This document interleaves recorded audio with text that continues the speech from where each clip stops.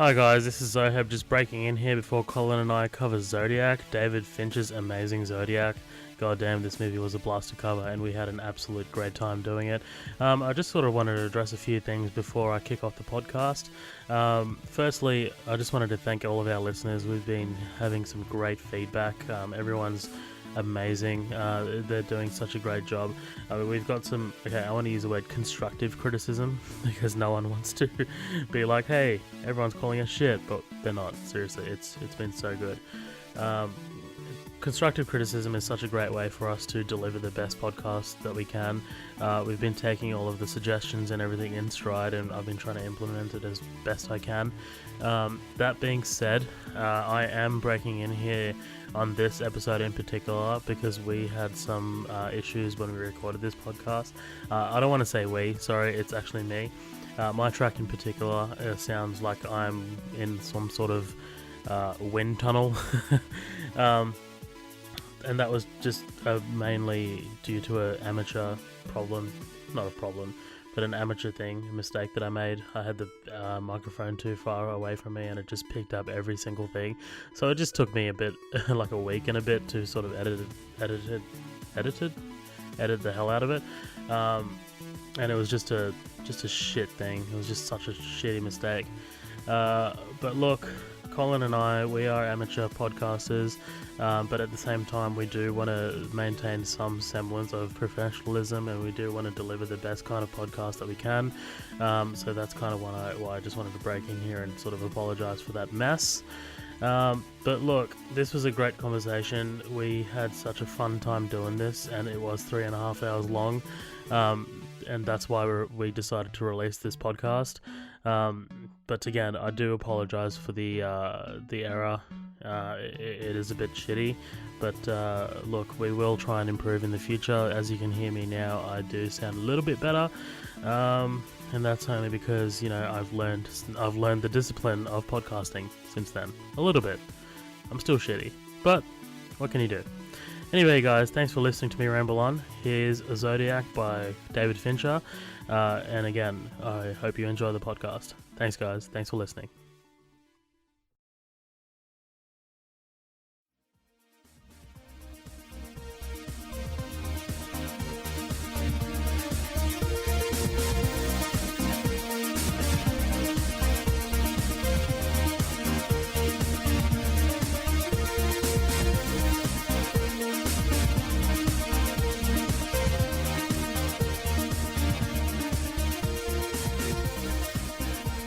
Hey guys, what's up? Welcome back to another episode of Midnight Double Feature. This is Colin here, along with my good friend Zoheb Ali.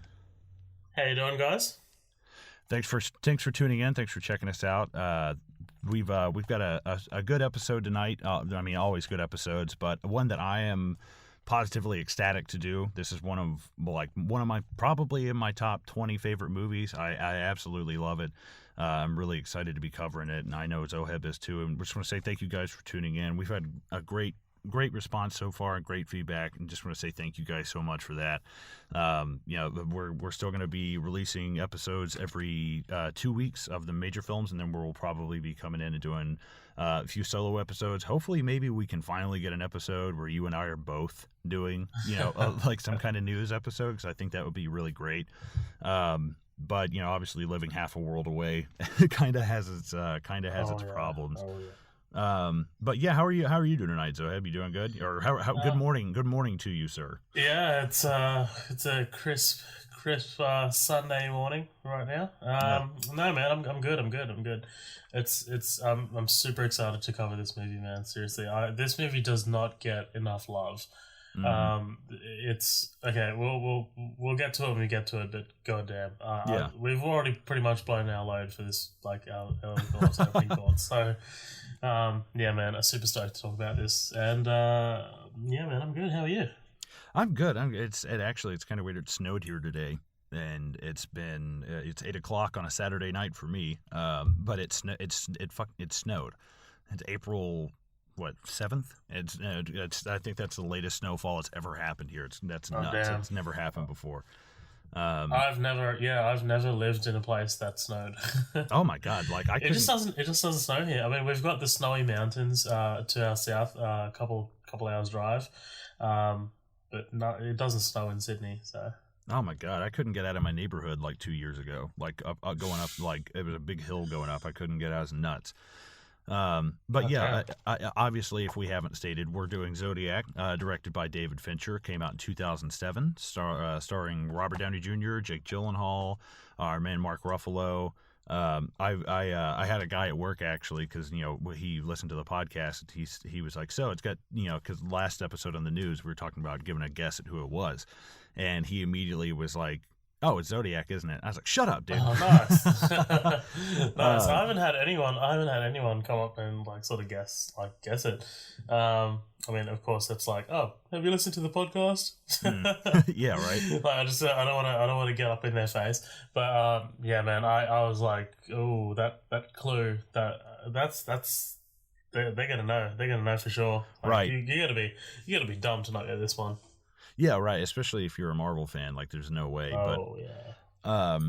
But yeah, I'm definitely I should go ahead and say at the top of this, like I am a big Zodiac fan, not of just the film, but I don't want to say Zodiac fan. Like I like the fact that this guy went around shooting people, but the whole history behind it and how a lot of people, especially here in America, talk about Jack the Ripper and Jack the Ripper and Jack the Ripper, but man, Zodiac was way. I mean, Dude, for one thing, it happened. I'm excited to hear you talk about the Zodiac killer. I mean, like, cause you've been teasing like all of your knowledge and shit like that. Like, I'm half thinking that you're the Zodiac killer because of how much you know. So yeah, man. Like, seriously, just give us some preamble because I'd love to hear it. Well, yeah, basically, I read both the books that Robert Graysmith wrote, the character of Jake Gyllenhaal plays. I read both of his books, and they're really fantastic. You just blow through them. They're the information, the amount of time and energy put into him collecting all of this was just unfathomable. It's just insane, and there's so many dates and names, and it's almost nauseous. Like there's just so much going on. But to this day, so many people talk about Jack the Ripper, but in the U.S. here, like Zodiac is our Jack the Ripper. I feel like this is way more modern than Jack the Ripper. You've got writing letters and and kind of taunting the investigators who are following you. And I think that, especially with it being so recent, and not so recent. I mean, it's late 60s, early 70s. Relatively recent, yeah. Right, absolutely. I mean, we're talking about, like we're talking about 40, 50 years ago versus something like Jack the Ripper that happened. I'm not sure when, but Robert Graysmith has actually written books about Jack the Ripper as well, so I should probably check those out. But yeah, just the whole investigation behind it, and I enjoy looking into the things that are kind of opposite of the movie. I just the film definitely kind of pushes you in a way to view it, and it's not that's through the investigations of Robert Graysmith. I don't think that this is the agenda of David Fincher. These are just the facts as Robert Graysmith had them. And it's interesting to look up some facts that are about other people who were Zodiac. They obviously point very strongly to Arthur Lee Allen. But they do mention, Rick Marshall and a few other people who were suspects, and it's really great to. I think if you're gonna really investigate into something, okay, well, this is how I think it went. What are the other opinions? What are the other people who believe that? There's a wealth of information there, and a lot of people who think that Arthur Lee Allen did not do it. And there is some good. There is some good evidence to the contrary, but I think it's debatable, and I'm definitely excited to get into it. I do want to try to stick to the movie more than than obviously just going off about the true crime behind it, because that's just a whole other podcast, And we're here to talk about the movie, and I definitely want to cover a lot of the real stuff that's gone on with it as well. And I think we can get a good balance of them in there, but. I think before we get into any of that, though, Zoheb, you've got a review of The Quiet Place for us, don't you? Who are we if we can't protect them? We have to protect them. I do. Yeah, so I saw The Quiet Place last week. Or A Quiet Place. A Quiet Place. Called. Yeah, holy shit, okay.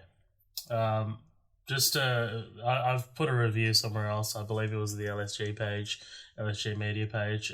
These guys are going to get shouted out every episode. I don't give a shit. But yeah, goddamn, this was a movie. I'm not even kidding, man. Like you definitely got to see this. Definitely a movie. Yeah, definitely had credits. Definitely was produced. So for those who don't know, A Quiet Place was written and directed by John Krasinski. He wrote it with a few other people as well, but John Krasinski is one of the leads, if not the lead, besides Michael Scott in The Office, the US version at least. And John Krasinski, man. You just get a whole newfound respect for him after you see this movie, man. This is like it's insane. It's insane how very well done this movie is. It's only 90 minutes, so it's very short and sweet, but it's an intense 90 minutes. Like there are things that the attention to detail is absolutely ridiculous. Like they take this concept, and I'm just going to briefly explain the concept. I won't get into spoiler territory. Yeah. Because again, it's only been out for a few days. Yeah, don't you ruin that shit for me. No, don't worry, man.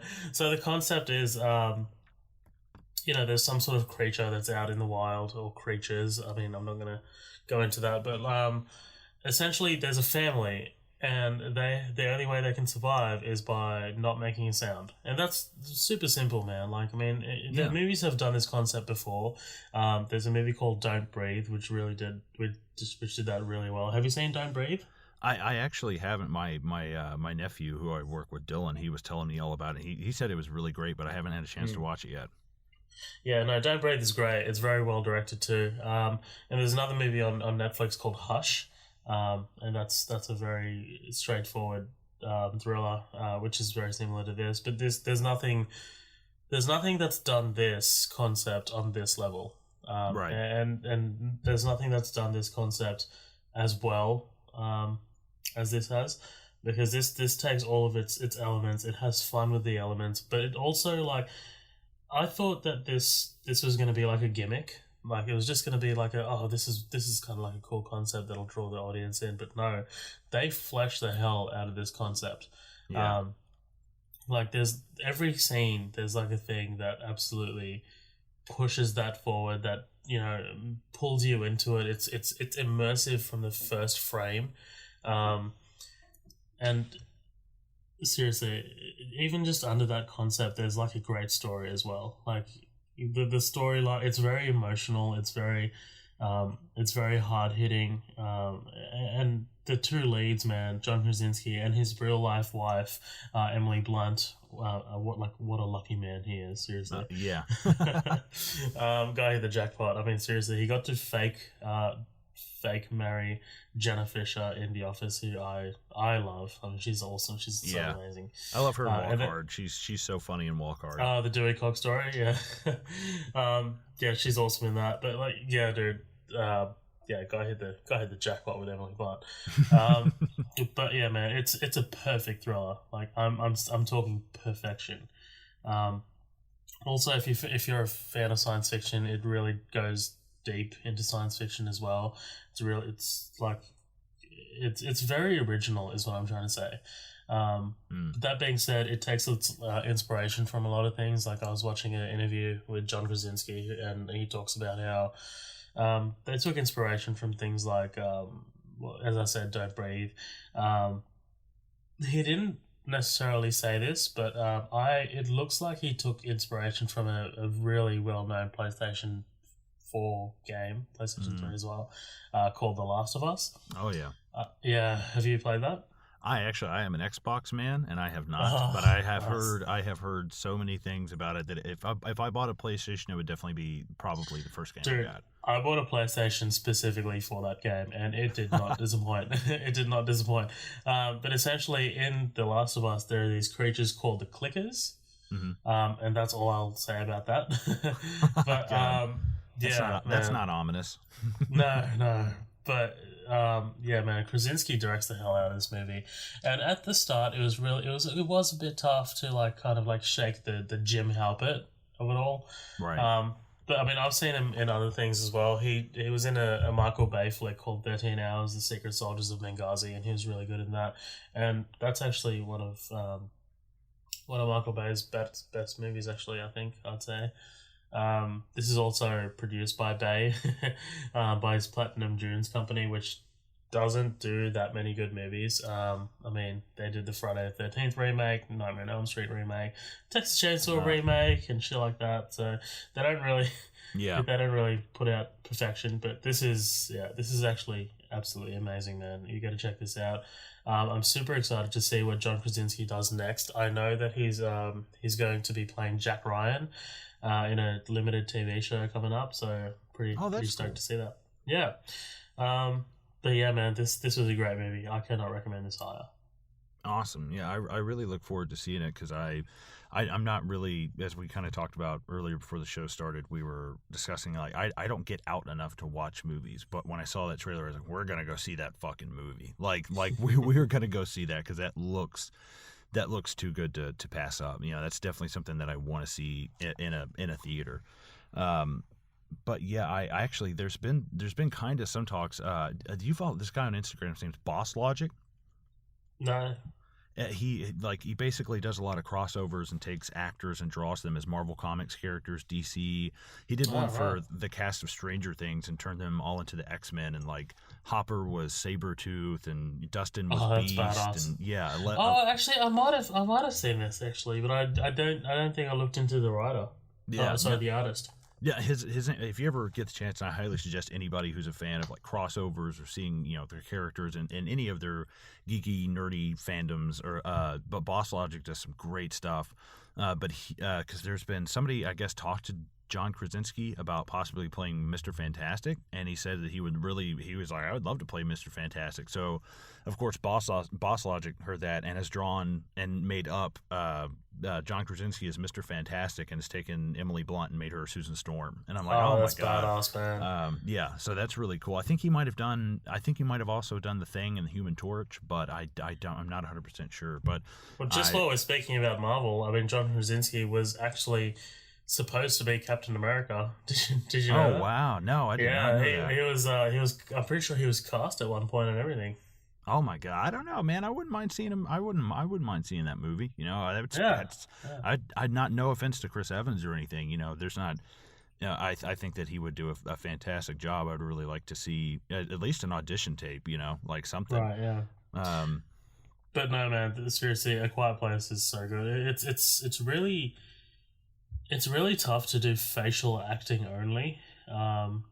Like there is dialogue in the movie, obviously, but I mean a lot of it is done through sort of like hand signals and all that, and sort of emoting just through your face, and it's just so.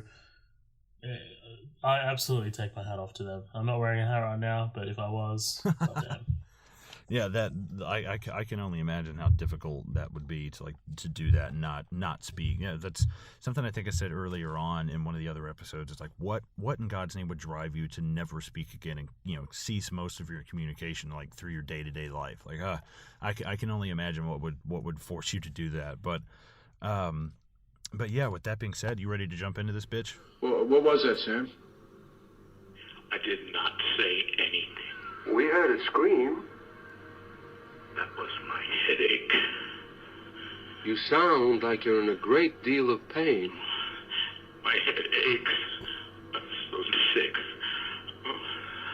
I'm gonna kill them. But yeah, so like right away, what I love starting off with this movie is that the Paramount sign is actually like the old school like Paramount sign. It's like a vintage kind of one, and I think David Fincher picked that on purpose. Just because he was, you know, just thought it would be cool of what the Paramount sign was at the time when these events were occurring. I might be wrong on that, but I definitely know it's the vintage Paramount sign, which I thought was really cool. The Warner Brothers logo? No, the like right off the bat, like when everything starts, there's like that's right, yeah. Right, yeah. Yeah, because the Warner Brothers logo is also sort of a bit washed out as well, I think. Right, and yeah, I definitely like that they kind of go with that older kind of. It adds to the aesthetic, man. I love it so much. Everything about this movie. We didn't even we didn't really do our I mean, you did, I guess. Our sort of opening thoughts, impressions on this movie. Oh yeah. Well, I definitely gave mine. Oh, that's cool, man. Just going back a little bit, just quickly. This movie, I watched this when I was 14 years old. Damn. Yeah, it's a heavy movie to chuck on a 14-year-old, but I remember seeing like a trailer for this, and I remember I had no idea what Zodiac was or who he was. I was just like, kind of like, I remember seeing the trailer and being like, oh, this looks pretty cool, because like, you know, I was a dumb 14-year-old. But no, man, Australia has had its notable criminal figures.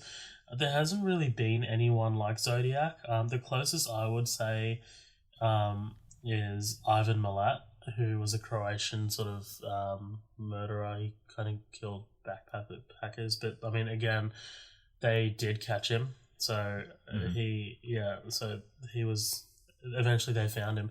The big thing about this, man, this is unsolved. It's still unsolved to this day, which sticks with me so heavily. Like when I was a kid, I remember when I finished this, and then it tells you that no one was actually charged or convicted. That sticks with you, man. As a kid, like you're just like, holy shit, this guy could actually be out there. And then like you kind of like do this addition thing in your head, like you're like, okay, so if that was 1960. Then, you know, it was about 40 years ago, so he might be dead. And then you're just kind of like trying to make yourself sleep at night, like by saying that to yourself. Yeah. But no, man, there was a really similar sort of movie in Australia. It's very famous. You might have heard of it. It's called Wolf Creek. Yeah, I've seen that a long time ago. It was really good. Yeah, so that was loosely based on Ivan Milat. Yeah, very loosely though. I think there was like a conglomerate of like famous Australian outback killers that were like that. But yeah, so John Jarratt is an Australian actor, and he plays that character so well. He's very horrifying. It's a great movie. You got to see it. Directed by Greg McLean, who did the Belko Experiment pretty recently. Yeah, but dude. Yeah, Wolf Creek also had that very same ending where it's like, oh, he wasn't caught. Yeah. Of course, like, I mean, it wasn't until years later that I found out that character was fictional. But that kind of shit sticks with you, man, as you're a kid, like, you know, and but then when I grew up and I watched this movie again, and I started like noticing things like cinematography and the lighting. Dude, the lighting in this movie is next level. Yeah. Like it absolutely. There's a whole aesthetic that goes into this movie, and it just makes you. They establish tone so well. Like I can't commend this movie higher for tone. And I think. As movies go, because like, let me just talk about David Fincher for a second. This guy is one of the greatest directors working right now. I mean, this guy's done. Let me just rattle them off. Fight Club. He's done Seven, which is another favorite of mine, and we'll definitely cover that at some point. Yeah, after I watch it finally. Yeah. Wait, you haven't seen Seven? No, I even own it, and I haven't watched it. I bought it randomly. Like I have a stack of movies that I bought I haven't watched, and Seven's in there. Oh my god, I'm looking at the DVD case now, man. We gotta cover that bitch. Yeah, he made like nerdy Facebook creators awesome, like, you know, really interesting to watch. The Social Network, which is great. Oh yeah. The Curious Case of Benjamin Button, The Game, very underrated as well with Michael Douglas. His latest one was Gone Girl, which is really great as well. But somewhere along the way, this kind of always ends up not being spoken about, and I think this is absolutely one of his greatest movies. Like, right, it pulls you in straight away. Like as we'll talk about, just this opening shot. I love this opening shot with the fireworks on 4th of July. Yeah, Like that date, July 4th, 1969. Oof. Like that feels like that, like in an odd way when these killings kind of began. I don't want to get like too meta or too like heady, but it was like, this truly feels like the end of like the 60s. And I'm sure, I wasn't around, my parents were kids, but it feels like, especially July 4th, 1969, something about that date feels, especially with what's going on and what's happening, it feels so like, God, like, that with the end of the 60s and it being on July 4th on Independence Day, there's something about that really resonates. Right, exactly. I mean, I felt that, and I'm an Australian. Like Independence Day doesn't really matter to me. But yeah, I saw 4th of July and I was like, oh, that's wow. So I guess because we're already talking about this opening scene, we should just kind of get into it. Yeah, absolutely. So we're on July 4th, 1969. There's a lot of, like that, like you said, the opening shots of those fireworks, it just looks so great. It looks so fantastic.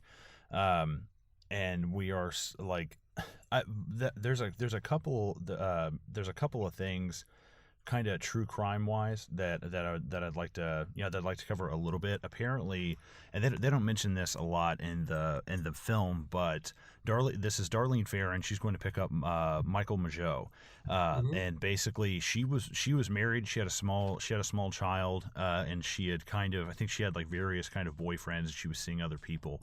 But basically, she's showing up to pick up Michael Mageau, and she's saying she's got to go pick up fireworks. A bit of the history here is she's actually she's going out to pick up fireworks. Apparently, this is in Robert Graysmith's book, and people are like waiting on her to come back, I guess. And I don't know why she was picking this guy up, but she's basically. I guess maybe they were going to go out to Lover's Lane and do what lovers do on Lover's Lane, but I put make out point. Yeah, right. But people are waiting for her to like come back with these fireworks and stuff, and as she's she picks up Michael Mageau and they drive off. She's talking about she's starving. She wants to go get something to eat. At this diner scene, we the viewer don't see it actually, but as they pull up to this diner right after they leave Michael Mageau's house, she's kind of got this. I believe the diner's called Mr. Ed's. She's got this kind of look over in a rearview mirror over her shoulder, like she sees something that spooks her, and she's immediately. Because this is something from reading the book. Basically, she saw whoever this guy was. A lot of people think that she knew who the Zodiac was, and they think that she was being stalked and she was being followed. They don't know exactly who he was, but that there's a lot of people who apparently saw this guy that was stalking her and coming by her house and knocking on her door. And it's kind of nuts that apparently she was really, really popular, and a lot of the cops knew her when they pulled up on the scene, knew her right away and knew who she was. She was really popular, and a lot of people knew her. But yeah, basically, this is like the main sort of opening to the case, wasn't it? This is that they later look at. Isn't this the girl who? Oh god damn it! I'm stumbling now. When Arthur Lee Allen rocks up to the party, is that it? The painting party? Yes, absolutely. Yeah. He basically came. Everybody else is in messy clothes and stuff you can mess up, and he shows up in a suit and just sits there and never. Now apparently they can't 100% confirm it's Arthur Lee Allen, but it was somebody matching Arthur Lee Allen's description who went by the name Lee. And I think that's what's so infuriating about a lot of the stuff in this case is that it's circumstantial in a court of law. Right, exactly. And obviously, I definitely want to hear your take on the evidence as we go along because as a lawyer, I'm not sure exactly how the laws are applicable here and what might be different, but there's so much of this. They're very different, especially when it comes to criminal law. Oh, okay. Yeah, but no, I mean seriously, I'd still love to get into that shit because cases like these, I love the hell out of them. I mean, not love them, but you know what I mean. Right, they're really fascinating. Yeah. So yeah, basically, she's picked him up, and I love this shot, man. The one that's just like kind of like through the car window, Right. And it's just like you see the houses go past, like it's, and then just Michael just walks out and just like talks straight into the camera. I love that shit, man. Yeah, and him flipping that Zippo, I love that. Oh god damn! It's got such an old school sort of noir feel to it. Yeah, like it really felt like the game L.A. Noire. I played that a lot, Ooh, and yes, that was a great game, and it felt very like L.A. Noire to me in a lot of it. I think that was done by an Australian studio, Team Bondi. Yeah, I think they've gone bankrupt since then, but you know. Oh, that sucks. That was a really good game. It was. A lot of people didn't really have the patience for that kind of game, but you know, I dug that. Yeah, I loved it. I thought it was great. It was cool being on the other side of Grand Theft Auto for once. But yeah, so basically, she's picking him up. She says she's starving. They're going to Mr. Ed's diner. Over her shoulder, she kind of sees something, and just immediately she's like, this place is full. Let's go somewhere else, and he seems very, Let's go someplace quiet. Yeah. Says the female. Like, right, yeah, and she's like, yeah, she is definitely, yeah. I don't. This guy is not having to really like push at all. Like it's very easy, very easy. Yeah, right off the bat, and they get there and they park, and I love those those cars pull out and throw fireworks at him as they're, and also totally accurate, absolutely happened in real life. Like so much of this stuff, David Fincher painstakingly went through. It is nuts, and obviously you're a big David Fincher fan. You know how he is about reshoots and getting things down right and shooting stuff over and over and over. Oh yeah. I think we should credit the writer as well, James Vanderbilt. He wrote the movie as well. But yeah, you can absolutely see the kind of like detail that's kind of gone into it, all the research and all of that, because it's not very easy to make a 2 hours and 42-minute true story like this. Right, and keep people invested the whole time. Yeah. And also, I just kind of want to bring up just quickly, San Francisco in particular has had its fair share of ruthless sort of criminals that's kind of really gotten away with it, There was another one that operated about, I think, 2 decades or so after this. Started in 1978. I actually listened to a podcast on this. I just want to shout them out real quick. They're called Case File. It's an Australian podcast, but they cover true crime. Like there's so many true crime podcasts out there. So it's really tough to find a really good one, but this is really good. So they talked about the original Night Stalker, also known as the East Area Rapist, also known as the Golden State Killer. Yeah. This guy was next level, man. This guy, 50 plus rape victims and 12 plus murder victims. Wait, is that Richard Ramirez? Well, they never really caught the guy. I don't really know. I don't think. Actually, that's unrelated Night Stalker crimes. Richard Ramirez. So it's not this guy. Okay. Like that name threw me off for a second. But that's not. I haven't heard about this.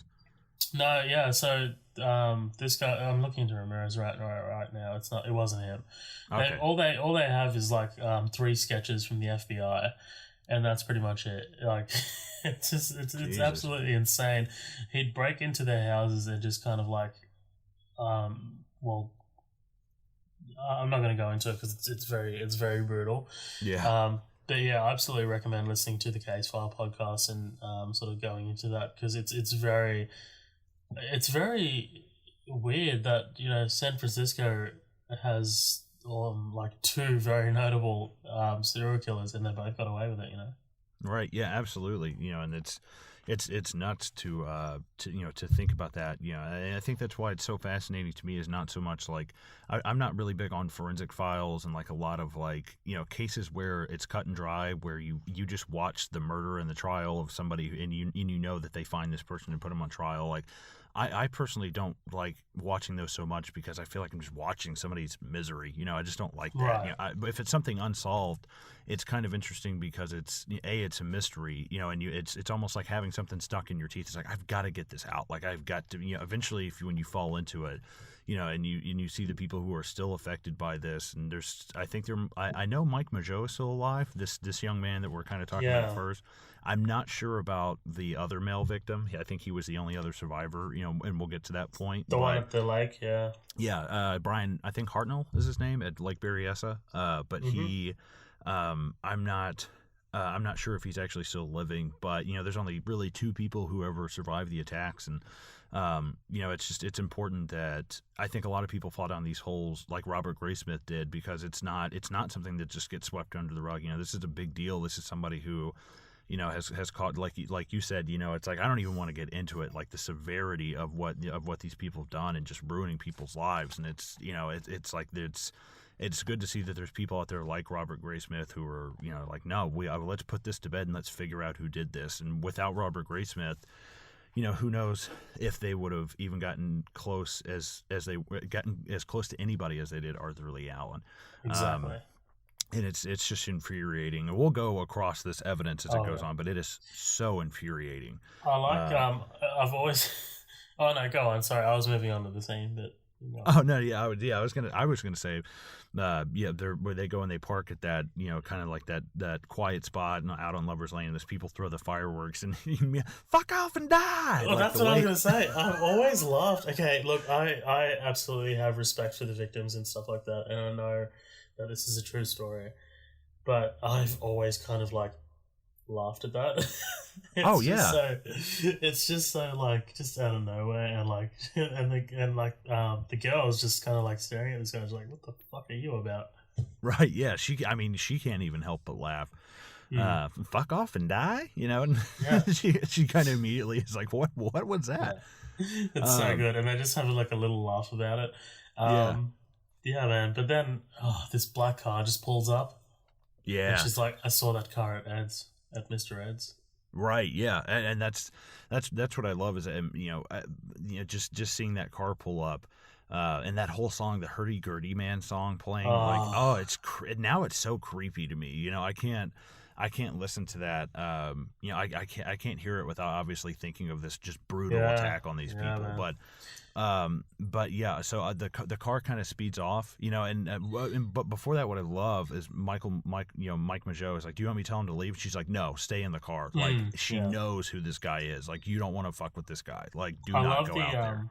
I love the building of the tension. This movie does that a lot. Like, there's no sort of like score or anything like that. There's a lot of diegetic music, and by that I mean like it's the music that's used in the movie. So, for example, like the Hurdy Gurdy Man's playing over the radio. I love shit like that because it doesn't feel orchestrated. It feels very raw. It feels like you're kind of there. Like, do you know what I mean? There's nothing to take you out of the movie. Right. It's very all just kind of like chucked in there to be like, hey, you, the audience, are here as well. Right. It feels very in keeping with like the times, and it feels exactly. It definitely very periodic kind of music, but with that car driving off and leaving, and she and he's immediately, who is that? She's like, it's nothing. It's like, how do you just, lady, how are you just gonna brush that off? There's no way. Like, he asked her if that was her husband. Yeah, right. And she's like, it drives me nuts that she kind of knows who he, it seems like she knows who he is, and in real life, like a lot. I think the only piece of conclusive evidence that the Zodiac knew who Darlene Ferrin was, which is a big deal, obviously. If you know your victim, that's kind of a link right there. Was that when he walks up and he shot them in real life, he actually said, I think her nickname was D, and he said D, and that got her attention, and then he opened fire, which is left out of the movie actually. But Mike Mageau is like, yeah, he said D, and then just kind of started opening fire on us, which is just nuts to think about. But yeah, this car driving off, leaving, and them kind of quarreling, for a little bit. Oh, it's nothing. How are you going to sit there and tell me that's nothing? No way. I would have been like, start the fucking car and we're leaving so weird, now. Man. Like, so weird. But yeah, that car, and like you said, building the tension. The car drives off. Oh, okay, we're cool. Nope, just comes right back. Right back. That feel like just the way it's shot, dude. Like that front facing shot where you see the headlights. Yeah, it's so good, man. And then like he just no, go on. I say it feels like a train coming at. It's like, oh my god, like seeing that thing from that far pull. It's like such a long shot of seeing it pull up. Right. And then just he opens the door, he walks up to the window, and without hesitation, like Mike just starts to stumble and like tries to talk to him without hesitation, just silence gunshots, man. He just brutally attacks these two kids. And it's so brutal, dude. It's so real. You get this slow motion, like just this slow motion little vignette of the shots, and like I love that close up of the gun. That's very David Fincher. There's a similar shot like that in Seven. It's really great. But yeah, Darlene just kind of chucks her hands up in defense, and he just brutally attacks her. Right. Yeah. In that moment, you think he's gone, and he's gone. He's going to the car. He's about to leave. He comes back and starts shooting Michael Mageau, and Michael Mageau's. I think they said the only thing that saved him was him jumping from the front to the back, and apparently, maybe, if my memory serves me correct, it helped block some shots. I think he was actually able to evade him a little bit. But not. He basically crawls out of the car, and that's when that I'm not sure if that's California Highway Patrol on the motorcycle or not. I think it is. But him coming up and, seeing him on the side of that car, it's like, oh my God, like he just looks like I was amazed to hear that this guy lived in real life. Yeah, me too, like, man. What? He's shot through the neck. Like, oh my God. It's just the human body, dude. What do you think that was about, by the way? I mean, him going back to the car and then coming back.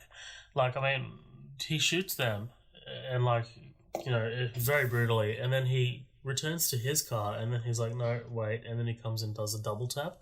What do you think that's about? It's just like kind of like he's like, I've got to make sure this is done. Do you reckon that's what that was? I think maybe, I believe that Darlene was definitely the target. He definitely, he has kind of a MO for, with these couples that he attacked, of attacking the couple and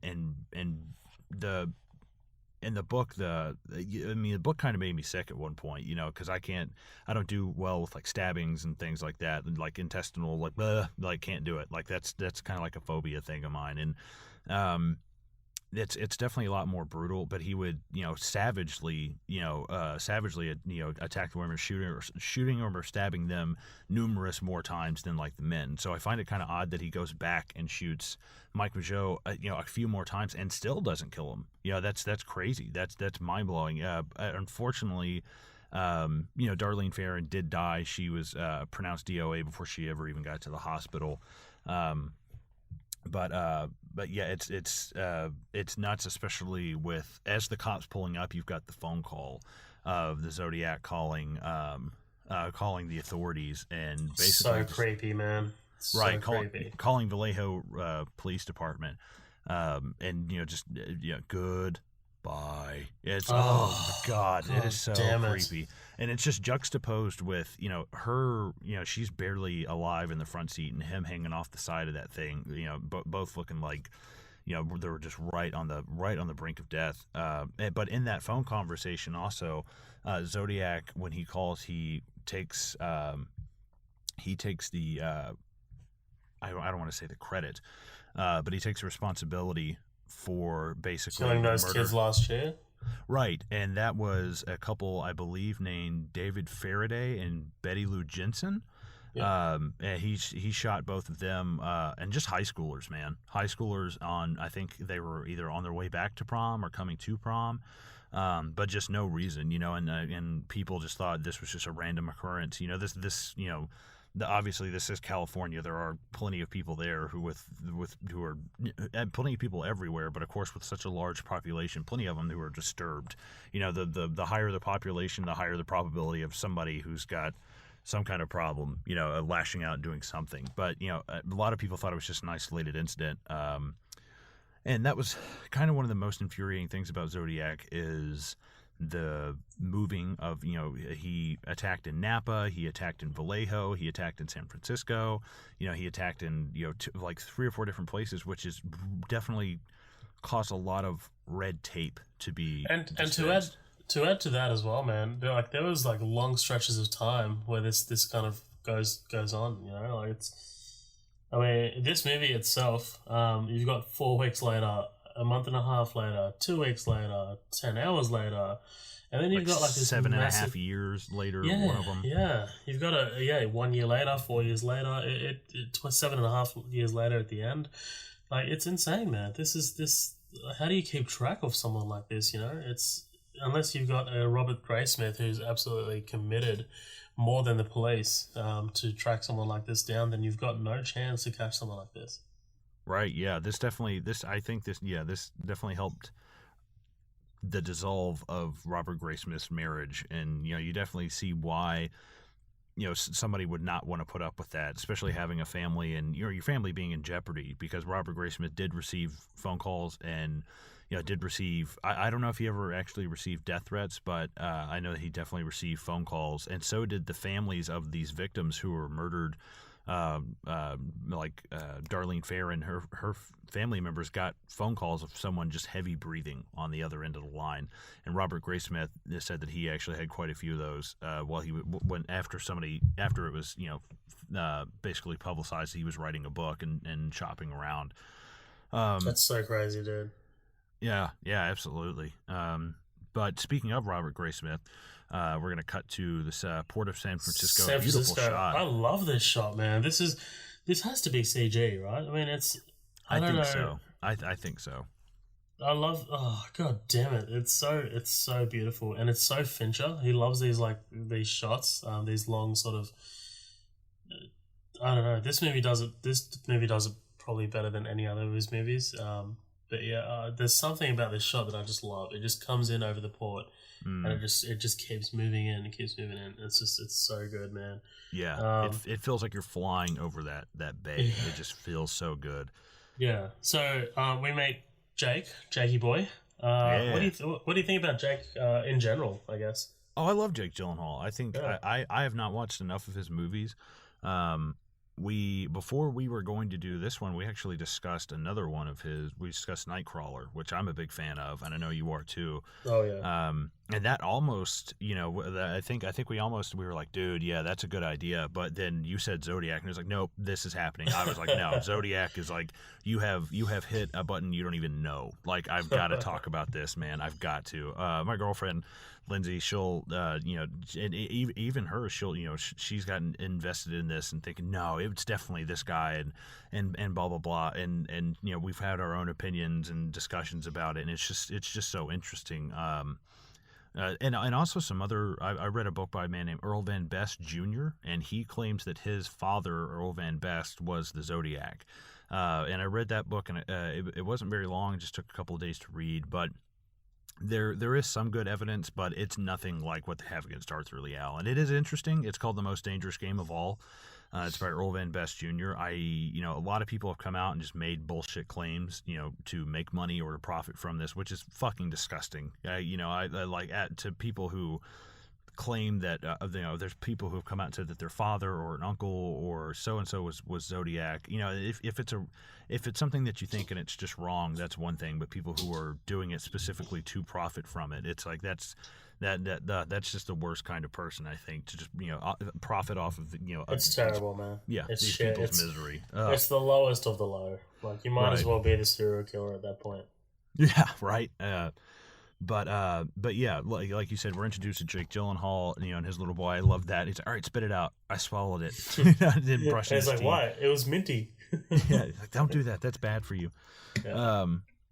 Just an interesting little piece of trivia. Budget was $65 million on this movie. What do you think it made back at the box office internationally?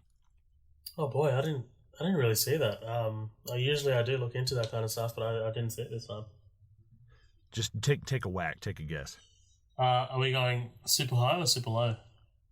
I don't know, man. That's up to you. 65. I'm going to say maybe 200, 150. I'll sit at. Actually, no, because this wasn't really that well known, dude. I'm going to go lower. I'll say maybe 90. Ooh, 100. Nice. 84. Yeah, I'm going to. Oh, shit. 84. That's good, man. You were on your toes. This should be a trivia thing we do every week now, is guess the budget and what it made back. Oh yeah, I'm down for that, dude. Because like seriously, I love talking numbers. I don't know why. That's like completely like opposite to what a lawyer is. um, but yeah, 84 off a $65 million budget. That's okay. It's good. I mean, you definitely broke even. You made some profit. But it's not like let's get Zodiac sequels out there. Right, yeah, absolutely, especially 2 hour and 45 minute long. Oh yeah. But yeah, so like we're introduced to Jake Gyllenhaal, and I think at this point I believe he's portraying Robert Graysmith. Robert Graysmith is, I think, divorced, and he has this child, and his wife is expecting their second child. But at this point, I think they were divorced. I could be wrong though. I'm not 100%. He might have had. I know he has 3 children. So I'm not 100% sure how what their ages are and all that stuff. It's not really important. But yeah, just him dropping the kid off at school, learn a lot. I love that. He seems like such a good dad. I get a really great feeling from him. Oh yeah, for sure, man. And Jake Gyllenhaal plays it so straight and so well. Like he's so believable as Graysmith here. I mean, I don't know. I couldn't tell you who Graysmith is. Like, I mean, I don't know. You've read the book, so I don't really know who he is or how he is. But you kind of get the sense of who he is from Jake really well. Yeah, definitely, like what they say kind of later on in the movie that oh, Graysmith, he's a fucking Boy Scout, and it's like that. It definitely feels like that, and you would have to be to go to the end that this guy went to, to solve this. He just wanted, maybe he did profit from it, and I think that he studied so much into it that, I mean, who wants to see all of that information, that wealth of information, just go down the toilet because somebody can't, the police department is unable to solve this. It's like, well, let's put this out to the public and see who can solve this. Let's draw some interest up, and maybe we can figure this thing out. And I mean, the guy has made, I believe a 7-figure deal off of this movie. If I could be wrong, 6 or 7 figures is what I heard. The guy, his 2 books, Zodiac and Zodiac Unmasked. The first Zodiac is very good. I suggest anybody read it. Zodiac Unmasked is good, but it kind of stretches some things. You could tell that I don't think he needed to put out like a second book. Like maybe put out an expanded version of the first one, but not a whole other book. There's definitely some stretches of you got to make a few jumps to believe some stuff in the second book. But it's still a good book nonetheless. But basically, he's a cartoonist for the San Francisco Chronicle. He's on his way. I love that, driving the doodle, and somebody honks, and he just loses it. And a great visual showing us exactly what it is that he does. We get a close up of the doodles, and drawing in the car on the way to work. It's like you kind of almost get the feeling like he's a little bit of a procrastinator. It's like and there's chronically people go through the movie. Robert, don't you have a deadline? Robert, are you done? You're not finished yet. There's always that kind of pull on him. It seems like at the Chronicle. But yeah, and I love, as we're following him to work, we're following the mail room cart that the first Zodiac letter. Such a good shot, man. Yeah, it's so great. He's getting the coffee from that guy Shorty. He has a coffee today, and he just thumbs the sign. It's coffee, delicious as hell. But there's kind of, I think, a really good shot as he's coming in, and this, we're kind of cutting in between him coming to work and the following the mail cart that'll eventually deliver the first Zodiac letter. As he's walking past, Paul Avery, who's played by our boy RDJ, Robert Downey Jr., as he's walking past him, I think it really speaks to their personalities, because here's Graysmith, just walking straight to his desk, getting stuff done, and there's Paul Avery, his feet up on his desk, talking, everybody kind of bullshitting and stuff, and he kind of looks like he's trying to listen in. He's kind of got a look on his face like, hey, yeah, what are they talking about? But I think that really speaks to their kind of like their work habits and their personalities, especially right. Two very different people. Right. Yeah. One thing that is kind of funny, in real life they were not friends, not like they disliked each other, but it was never, it's basically fictionalized. They obviously worked together and obviously had to have some kind of communication, but they were not, hey, let's go get some drinks and hang out and blah, blah, blah. And I think that they do a good job of that later on when their relationship kind of dissolves, and, I was like, okay, well, I guess that makes sense, because they were in real life. Even here at the start, there is a little bit of animosity there. you don't get a sense that they are friends. I didn't really get a sense that they are friends the whole way through, to be honest. I mean, I did get the sense that they were work colleagues and they were collaborating. Mhm. But they definitely do the animosity pretty well. Right. It definitely, yeah, there's definitely a kind of, they are polar opposites. I could see these guys being, the crazy part is that Jake Gyllenhaal, I was going to say I could see these guys being opposites in a comic book, hero, villain, protagonist, antagonist. Well, obviously with RDJ being Iron Man and Jake Gyllenhaal in talks to be Batman, maybe, with the Matt Reeves movies. And he was, I believe, originally almost cast as Spider-Man. And I think they were, after the first movie, they were going to ditch Tobey Maguire due to a back injury. And they were going to put Jake Gyllenhaal in to do Spider-Man 2. But apparently Tobey Maguire bounced back in time. But I really look forward to seeing the day that Jake Gyllenhaal is in some type of superhero film. I think he's good for it. And I really hope he does do it, but I don't blame him if he doesn't. I feel like a lot of people do the comic book movies to get up into something else. Yeah. And I think he's kind of past that point as an actor. But that's just my opinion of it. I'm not an actor, but I feel like, doing Nightcrawler and Zodiac and Brokeback Mountain, these are not movies that are, just, oh yeah, let's go see, just a family friendly movie. These are great films. These are really films. But yeah, I like him a lot in this. And, yeah, Just while we're on Iron Man, I think we should note that, this is 2007, Iron Man came out 2008. So Downey Jr., this was actually the start of his comeback. He'd fallen out of Hollywood pretty spectacularly. Lots of issues with drug and alcohol and like stuff that he doesn't like to talk about. There's actually a great interview online on YouTube that he just completely walks off. I've seen. Oh yeah. It's great. Yeah, he just completely walks off because they talk about his father and things like that. But yeah, man, this is the rebirth of Robert Downey Jr., who is now one of the highest paid actors out there. But like, not even just Iron Man, dude. Like, because the year following this, probably at the same time they might have been shooting this, Tropic Thunder. He was nominated for an Oscar. Oh my god, I didn't know that. I just now saw that movie probably a year ago. Oh, dude, one of my favorite comedies of all time. It's pretty good, man. I like it a lot. But yeah, I'm a big fan of Robert Downey Jr. I like Robert Downey Jr. a lot, and you're right. This is right before the comeback and everything kind of coming back into place for him. And just after that interview you were talking about, it's fantastic. He to see a human being like so close to just. He looks like he just wants to jump across the chair and just strangle that guy. Yeah, it's fantastic. He's just like, what are we? I thought we were promoting the movie here. What are we doing here? Like, Right. He does confidence so well. He's so good at confidence. And that really comes across in this role. And it comes across obviously as Tony Stark. You have to be confident, right? You have to be cocky. Yeah, and Sherlock Holmes.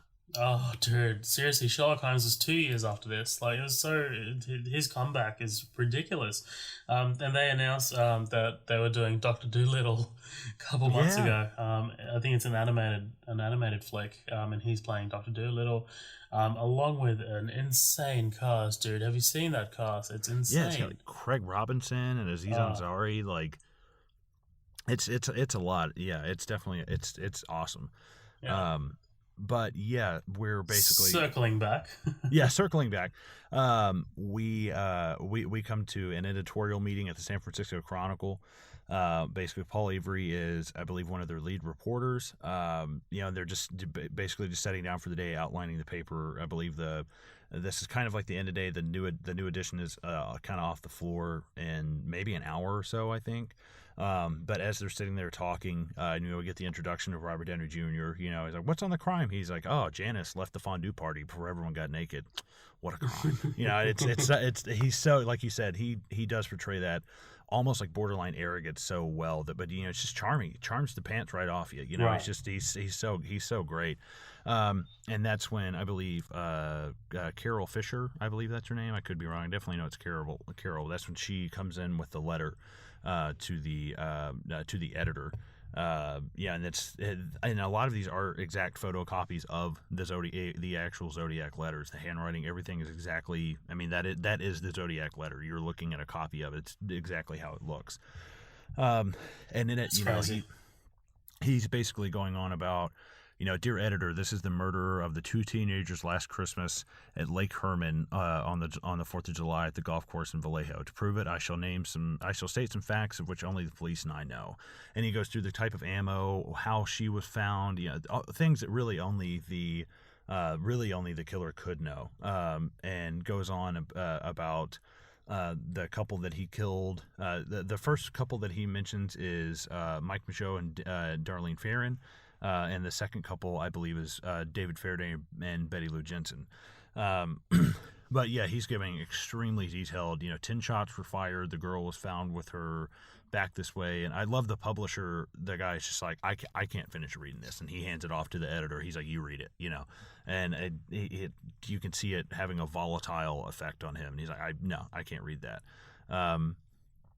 But yeah, and this seems almost really unprecedented. I'm not saying this has never happened before, but this guy writing in letters confessing to the murders and demanding that they print more, or he's going to go on a murder rampage and kill 12 people over the weekend.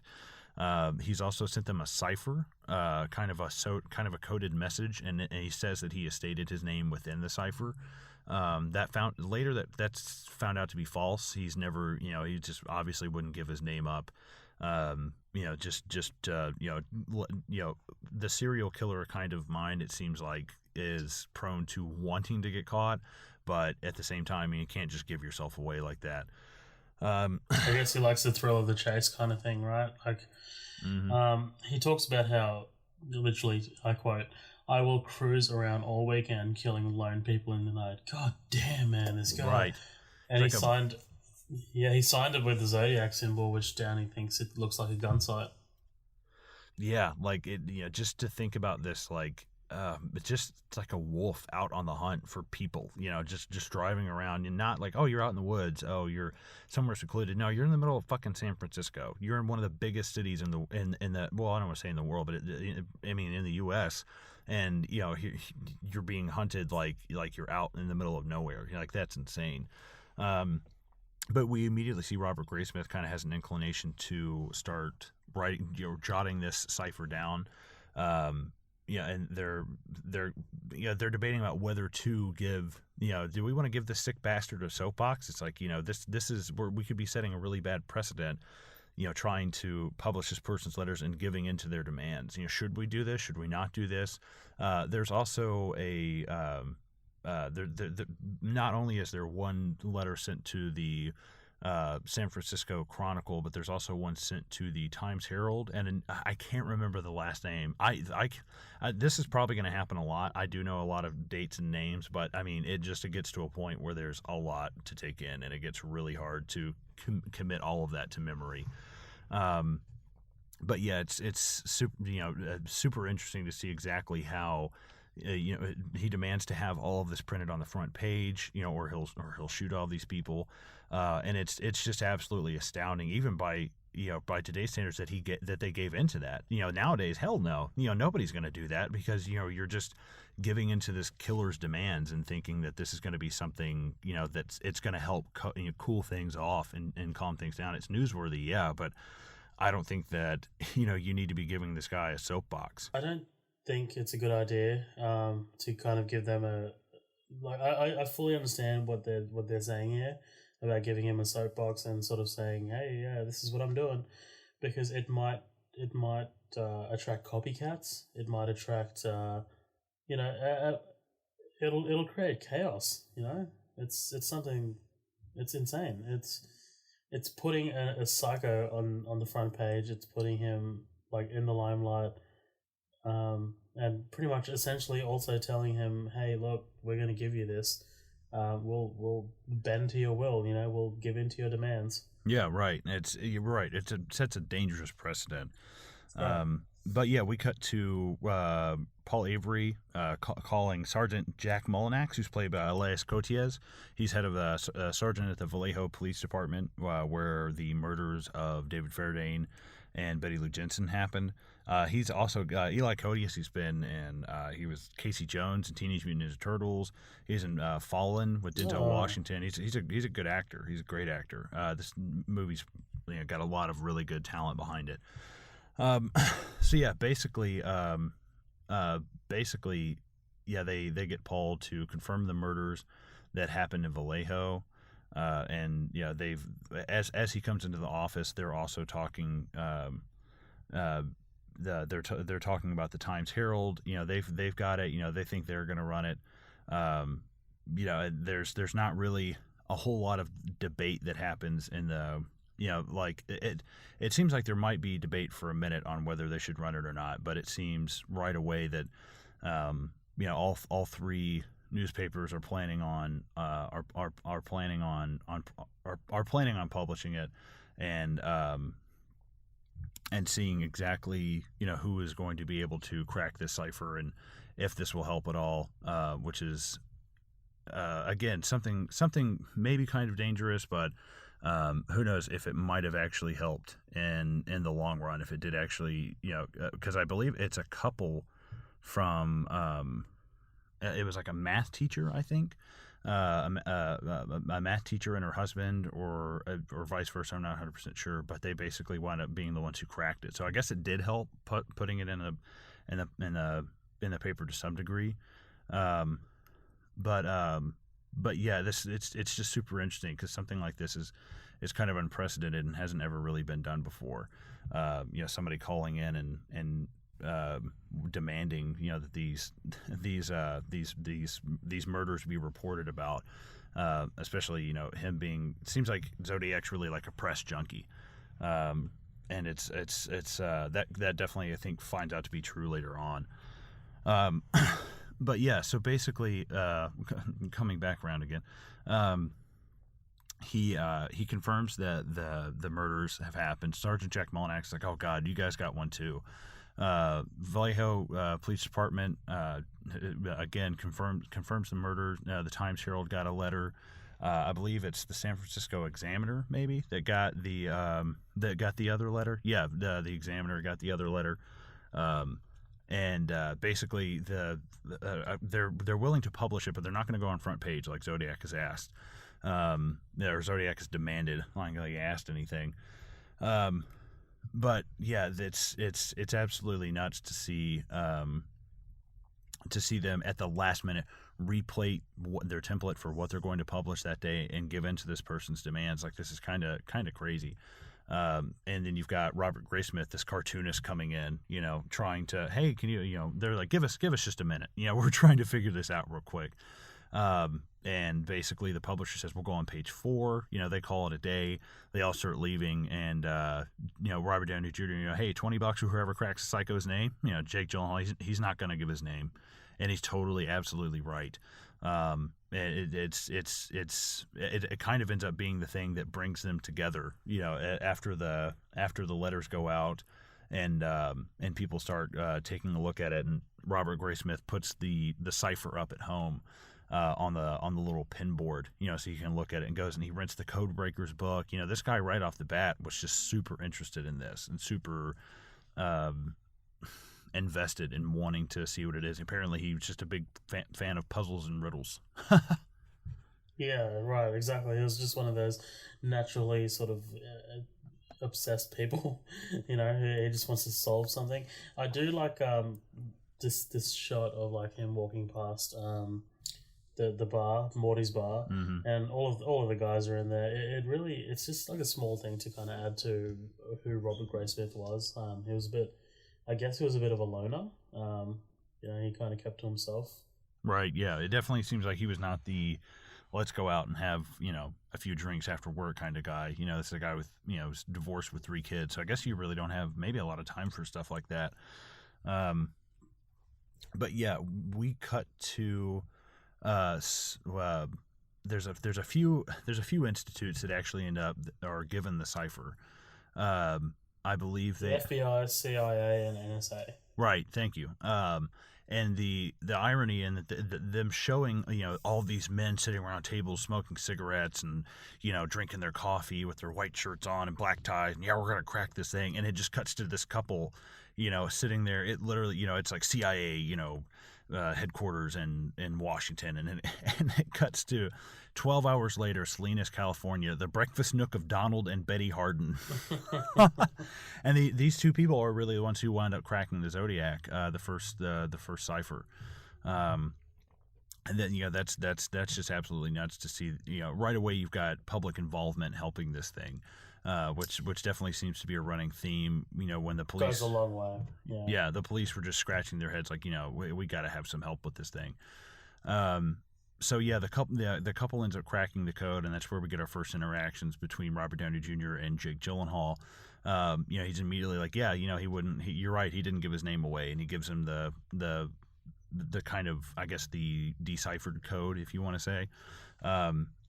Which it basically goes on about wanting to hunt people, and man is the most dangerous game of all, and this is all really going to come back again later when they start referencing a film that apparently the Zodiac was a big fan of. This is crazy, dude. This whole idea of man being the most dangerous game, like that right there is like some full on serial killer thinking. What was I'm gonna talk about so back in the days when I used to watch Supernatural. I can't believe that shit's still going. It's on like its 13th season or some shit. Yeah. Season 1 had this absolutely brilliant episode.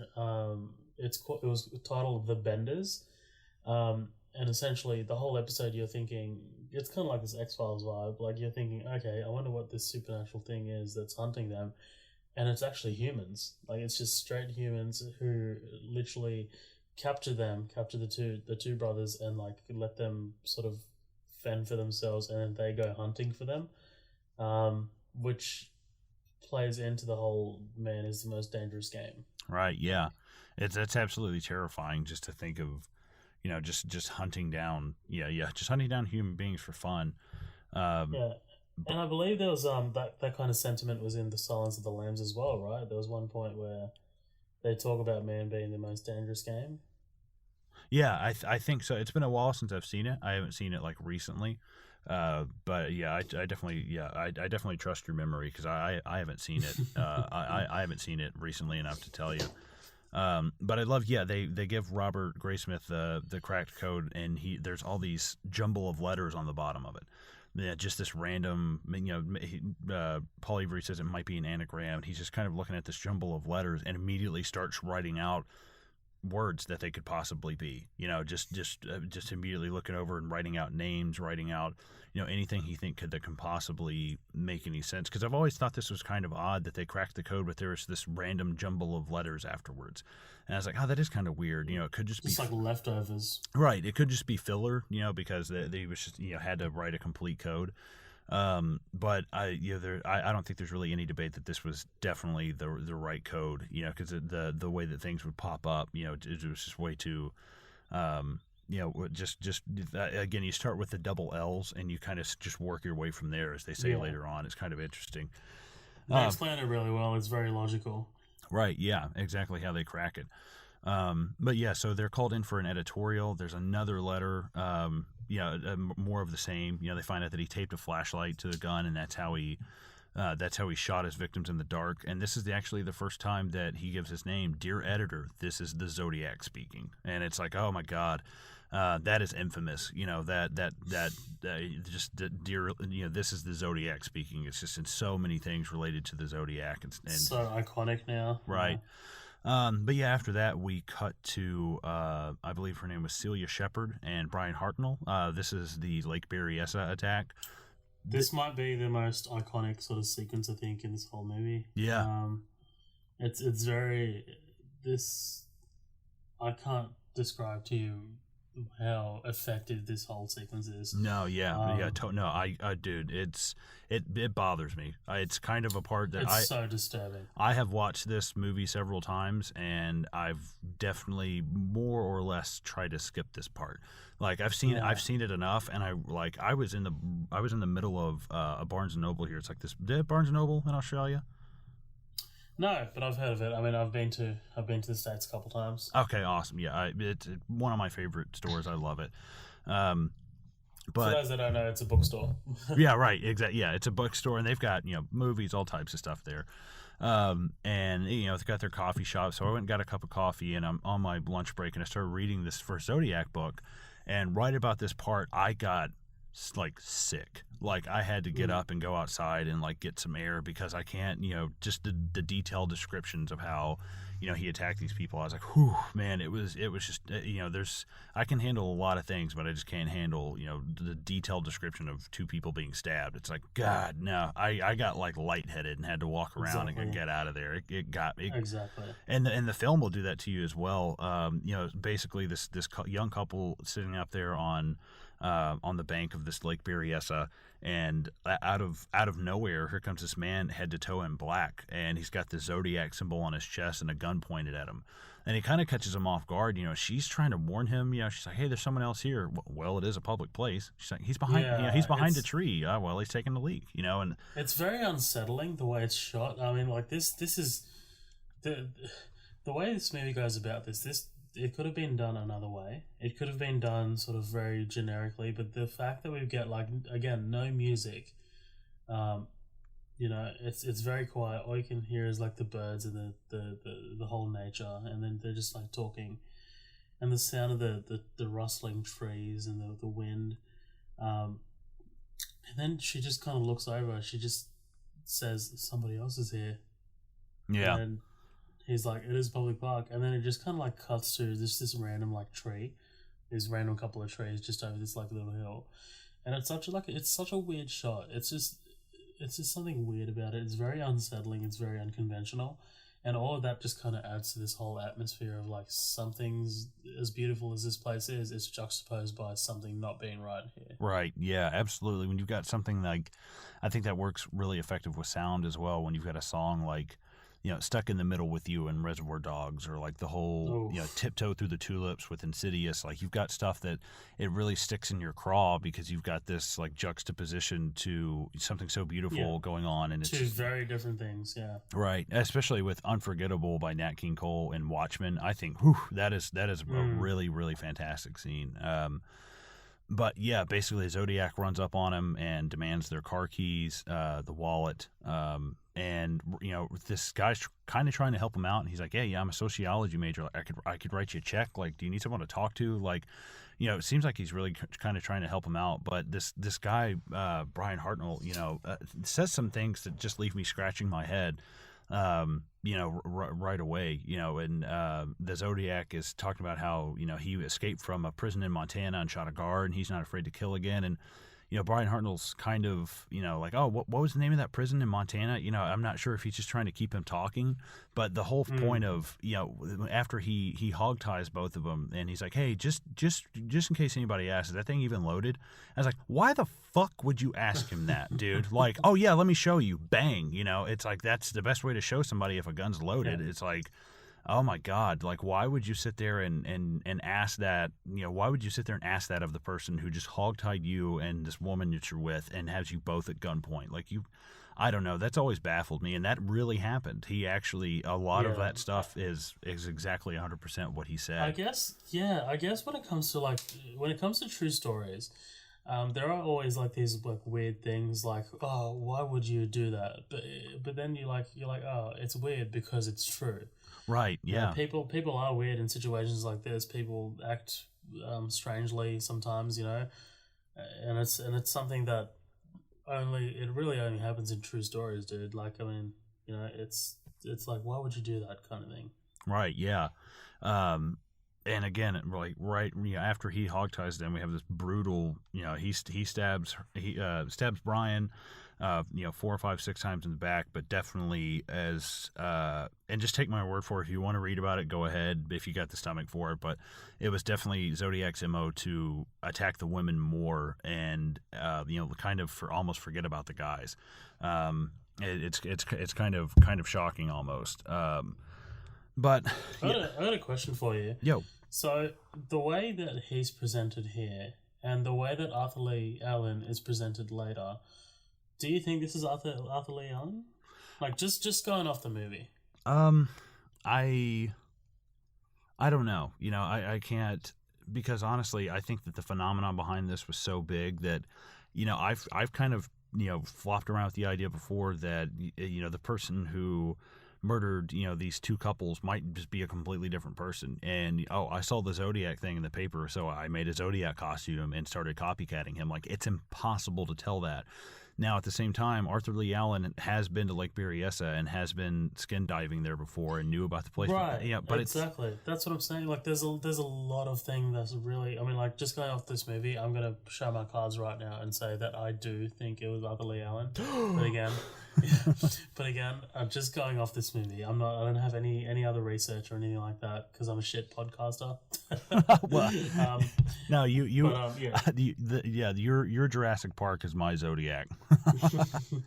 Just going off this movie, dude. I'm gonna say. I mean, and I don't know if it was Fincher's sort of like, because again, this is a telling of a true story from someone. Like it's a someone's point of view, right? So it's always gonna have some kind of I guess sort of that subjective kind of thing to it, right? Like it's always going to be leaning towards someone or something, right? It's going to be leaning in one direction. It's not going to be impartial because it's someone's sort of take on things, right? So that being said, I mean, just the way the movie presents it, I have to think it's Arthur Lee Allen, dude. Like the way I don't. There's not really that much connection between this scene and like later when Arthur Lee Allen's coming into it. But every time I watch this movie, I picture Arthur Lee Allen's, well, the actor that portrays Arthur Lee Allen's Arthur Lee Allen. That's all I can picture in this scene. Yeah. And then like he talks about, do you think this is true when he's like, I'm going to Mexico? Like I don't. No, I don't. And that's something else. Like, I think that. I don't know. I think that just because Arthur Lee Allen happened to have gone to Lake Berryessa, that's not enough. Of course yeah. Not. It's like it's not enough to like pin it on him. But at the same time, the style of shoe that they found was called wing walker shoes. They were designed to walk on the sides of airplanes. I believe that Arthur Lee Allen was in the military for a short time, and so was his father. So they think actually it could have been. I believe his father was in the Air Force. I could be wrong. Don't quote me on that. But it definitely, Arthur Lee Allen definitely had access to wing walker shoes, and this is. But then also finding the weaponry as well. I mean, that comes in later. Yeah. In his possession, like it's. There's a lot of things like right, and the circumstantial evidence is just huge, and there does unfortunately the major evidence that would convict somebody is on the total opposite side of the ring. Exactly. None of it is good for them. But do I think it's Arthur Lee Allen? Probably, but God, we could sit here and have this conversation all day, and I could talk about this all day, but. Probably, I think it is. Strictly based off the wing walker shoes. They found the imprint there, and they said the imprint would have been of a man who's about Arthur Lee Allen's height and weight, just based on the impression in the ground. But yeah, after this brutal attack on the two of them, she, just like with Mike Majau and or Mike Majau or Majau, I'm not exactly sure how to pronounce that, but between him and Darlene Ferrin, same thing as before. She dies. The male victim survives, which is definitely something in the MO. They think that Zodiac just has a kind of contentious, I guess, hateful attitude towards women, and apparently in his psych profile would have had major issues with his mother, which Arthur Lee Allen actually kind of had, which is kind of interesting to note. But yeah, on the side of their car, he's got the dates written of the David Faraday and Betty Lou Jensen murders,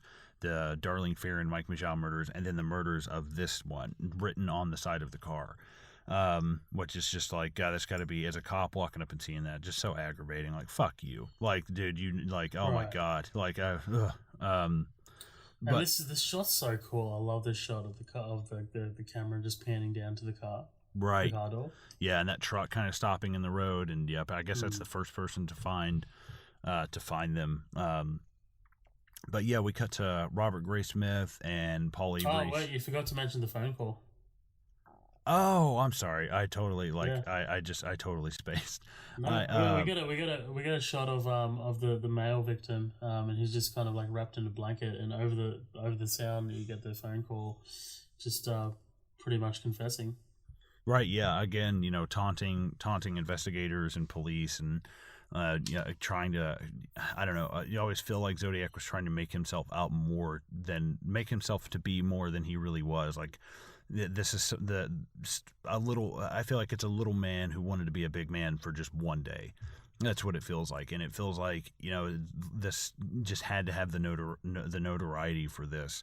And it's just kind of a sick game to him, really. But yeah, that whole calling the police again and confirming of the murder, and yeah, it's definitely brutal. That's the most brutal part of the movie, hands down, as that murder. And I think that really kind of drives it home that this is not something to be taken lightly. These are people who were, their lives ended violently, and it's not something that, yeah, this is a movie you're watching about the events, but this is not just entertainment. It is entertainment, but this is, we're not just going to walk away from it, saying like, oh yeah, no, this is just strictly entertainment. Like, you need to understand these are real things that happened. And it's like, oh man. And I think that part really brings the brutality in.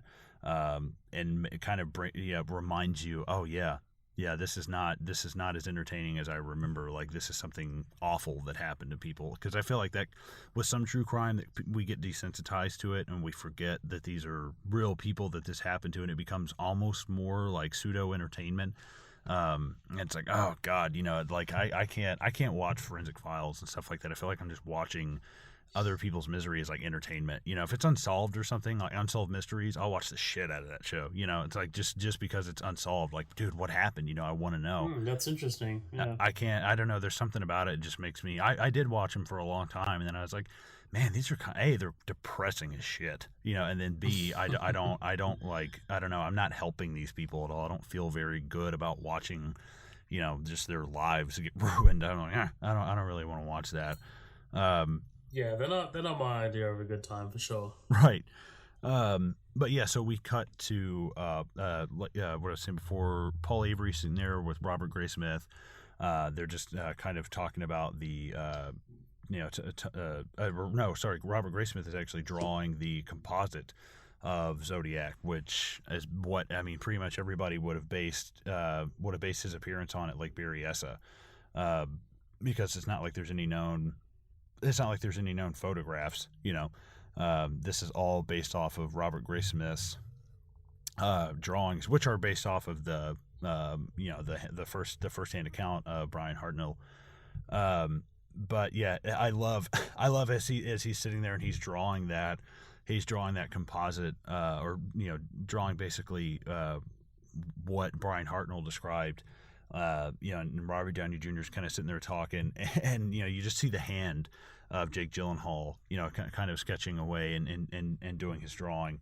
And what I love is right away it shows Robert Downey Jr. kind of standing there, talking to him. Yeah, we got 2 Vallejo killings now. There's one in Napa. Why Napa? What the hell is going on out in Vallejo? Sweet mother of Christ, what are you drawing? Like, he looks down like, Jesus His Christ. His reaction is, he's so good, man. Like, Danny Jr. is just, he's just got a skill.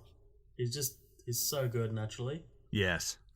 I love that. And that guy, Paul, your story's not done. Hey, it's done. I just got to type it up. Well, it's not done till you typed it up, And right then, Graysmith has the lightning bolt, idea, and gets up and runs off, And of course, Robert Downey Jr. is like, so is he medicated or light touched or something? Like, Graysmith, he's a fucking Boy Scout, Doesn't smoke, doesn't drink, doesn't curse, and he comes running back with The Most Dangerous Game, the book. It's a movie about Count Zoroff. I think it was a book at first. I'm not sure who the author was, but the film was from the black and white era. And Count Zoroff, who would wait for people to crash on this island and get shipwrecked. And I read a segment of it in high school. It was in one of our books. But it was super interesting. Basically this Count Zoroff is hunting this guy the whole time on the island, and it's quite good. It actually is kind of a good book, even though it might have inspired the sick motherfucker we're talking about right now. But it's definitely worth checking out, and that's where Robert Graysmith kind of draws the conclusion that this person must be a fan of this movie and must be a fan of this book. And I love Robert Downey Jr.'s reaction. Is that Zaroff with a Z? You know, it's like that's kind of that's kind of odd. But yeah, and just kind of moving right along right after that, 'cause it's such a small scene. We cut to the murder of Paul Stein, who was a cab driver, I believe, in college. He's just working a job, doing fares, trying to pay his way through college, and wound up being. And it's kind of odd, like this is the odd thing is that we have murders of people who were couples, of people who maybe, if this is Arthur Lee Allen, that Arthur Lee Allen would have known. This cabbie, I mean, he has no connection to. He doesn't know who he is. He has no reason to murder him. There's I guess, just for whatever reason, just wanted to murder him. But this is so weird, man. Right. It's just like it feels so like it's not a part of the pattern. It just feels completely random, comes out of nowhere. The first time I remember seeing this, I was like, holy shit, that happened. Right, yeah. But just before we get to that, man, I need to talk about this shot. this shot of the taxi just driving through the street. Oh yeah. It's just like an overhead shot, and as it turns, the camera turns as well. It turns with it.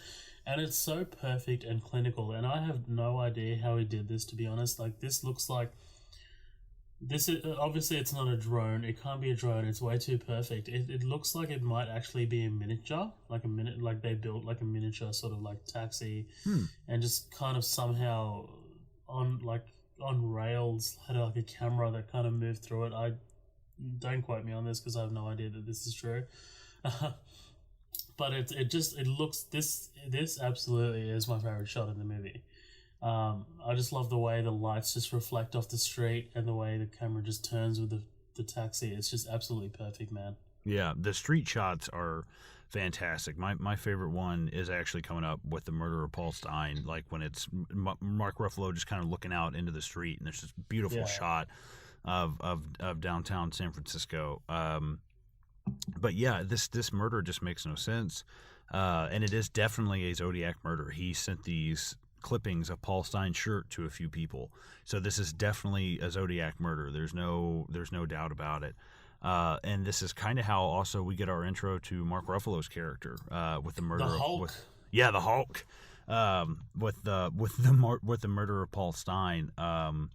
Basically, he puts the car in park, waits for Paul, grabs Paul Stein by the collar and shoots him in the back of the head. And yeah, a few eyewitnesses called, a few kids who happened to be at the house that the car was parked in front of. And yeah, there's a fight in a cab. Please hurry. Right. Yeah, and they think it's just two drunk guys fighting or something. But yeah, the worst part about this incident, I think, obviously besides the murder, was the fact that the original all points bulletin APB that went out was for a Negro male, a black guy, and it was like, oh my God, like how did that even happen? Like how does your, I mean, that's literally the description. Like how is that happen? How is that your description? How did that, how is that? The kids don't ever describe him in the police phone call, I don't think. I'm not sure exactly how that information came to pass, but that information may have very well let Zodiac slip right through their fingertips. Oh yeah, right through the cracks, man. Like the cops walked straight past him. Well, I mean, they drove straight past him.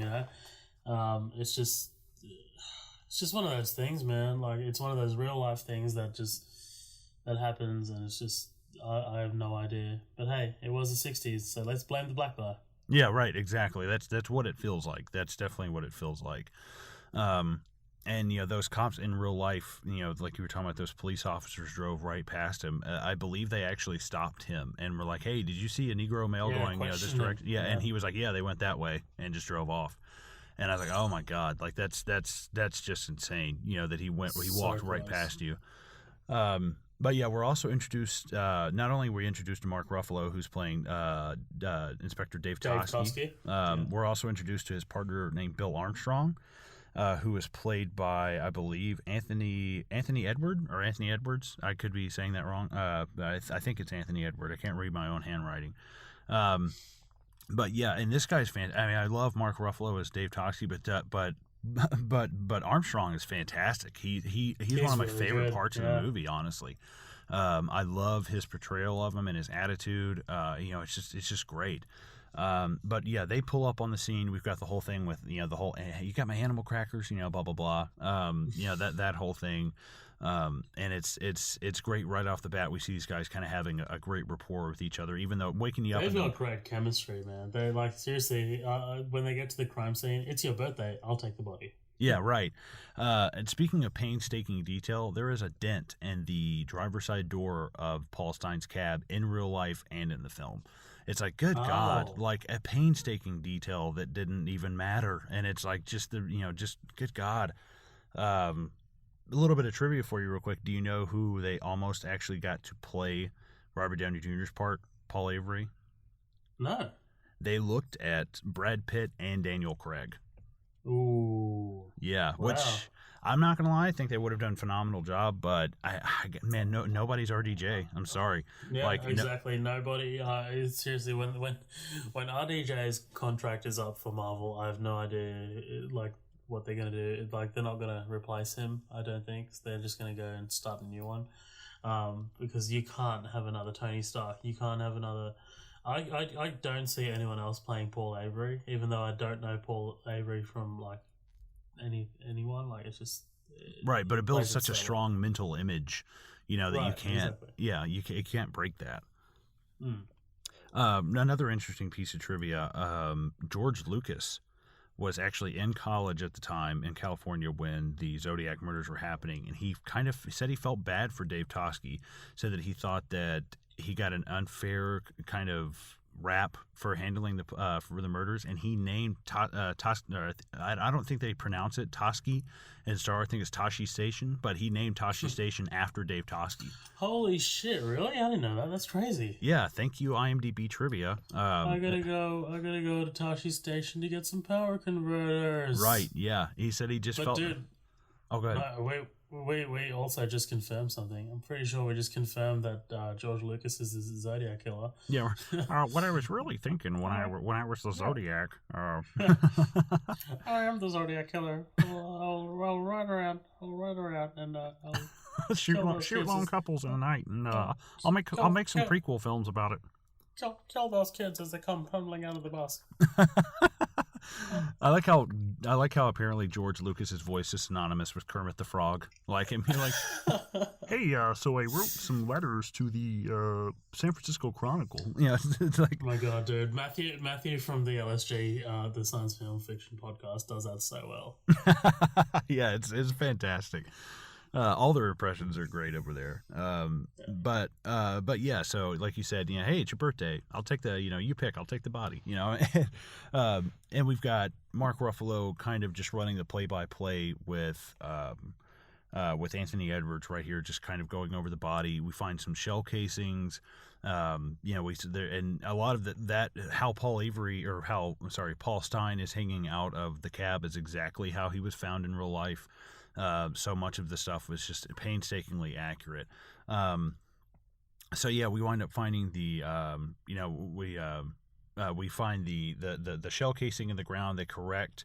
They wind up correcting the APB that went out. But I love the fact that the fact that when they're on the way, they're told that it's a black male, and when they get there, the eyewitnesses who've talked to the police say that it's a white male, and they're immediately like, that's kind of a problem. They're like, oh, don't worry, we already corrected it. And at this moment, he's probably slipping through their fingers right there, and it's like, you didn't even know. And I love Mark Ruffalo finds the shell casing. He's like, okay, well, I'm as he's coming back, he's like, well, I'm a Negro male who also happens to be a stocky, crew cut Caucasian. It's such a good line. He's like, oh, great, thanks, guys. You fucked that up. He's like, I flag a cab, I give him this address. Who's got the fare book? He's such a good detective. He's like, he's doing the play-by-play. He's like, this is what I would do. Where's the fare book? What address did he tell him to go to? Ruffalo is great in this, man. Like, he plays a cop / detective really well. Yeah. I also recommend seeing, if you haven't seen it already, Collateral, directed by Michael Mann. Yeah, I've got that. Yeah, great movie, man. We're going to cover that one day. But yeah, look at our list. It's the backlog is growing so quickly. Oh yes. But yeah, man, Ruffalo's also great in that as a cop. Yeah, that's a great movie. Yeah, and we should definitely cover that. And I like Mark Ruffalo a lot. I think that from what I was reading, this movie really revitalized his career because he was kind of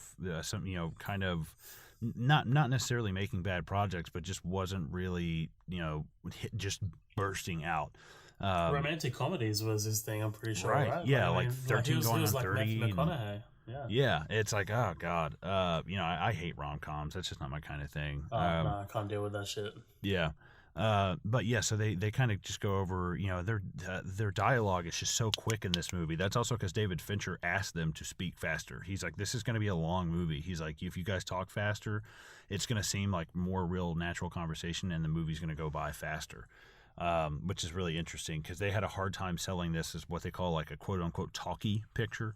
They had a hard time kind of selling this, and he was like, well, we'll speed up the dialogue. We'll tell them to talk faster. So I love they're going over the kind of logistics of what happened. Like, so I wait for him to put the car in park. Okay, so you're not an idiot. He's like, but I just murdered a man for $8.25. He's like, of course I'm an idiot. Does anyone have any animal crackers? He's like, animal crackers? He's like, what? He goes over to the house that has witnessed the murder. He speaks to the father of them. This guy, I believe his name is David Lee Smith. He is in one of my favorite movies of all time. I freaked when I saw this guy enter the door because he's in one of my favorite movies of all time. I highly suggest that everybody check it out. It's called Man from Earth.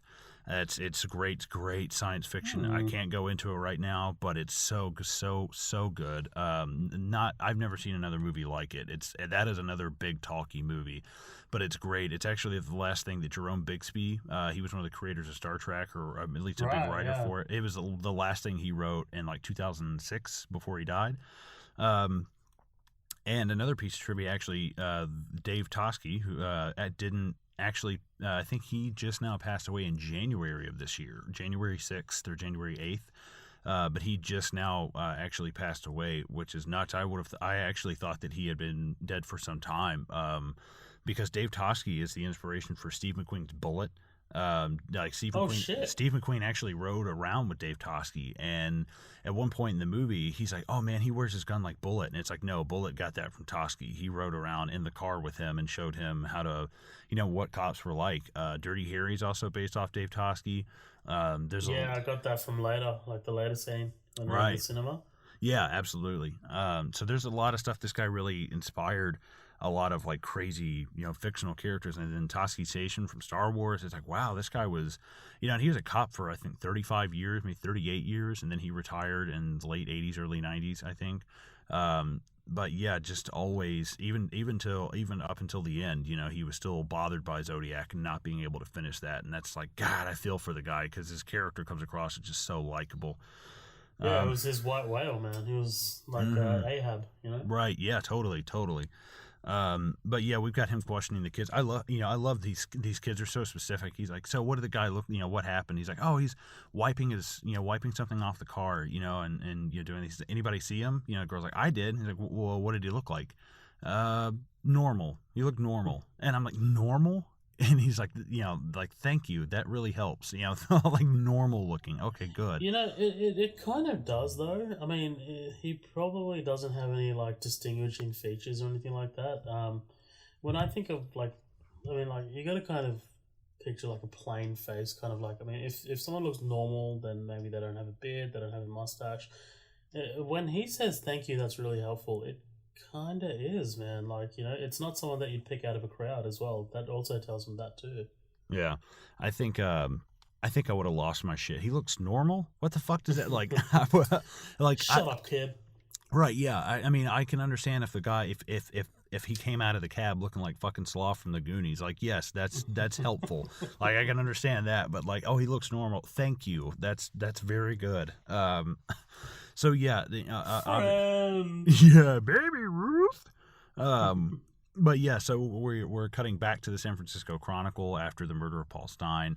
We've got another police rush to the editor letter that's been delivered. This is 3 days later, and the secretary finds the cut of Paul Stein's shirt covered in blood, and she just screams. I love that shot of the whole office just stops and looks in her direction like, what is that?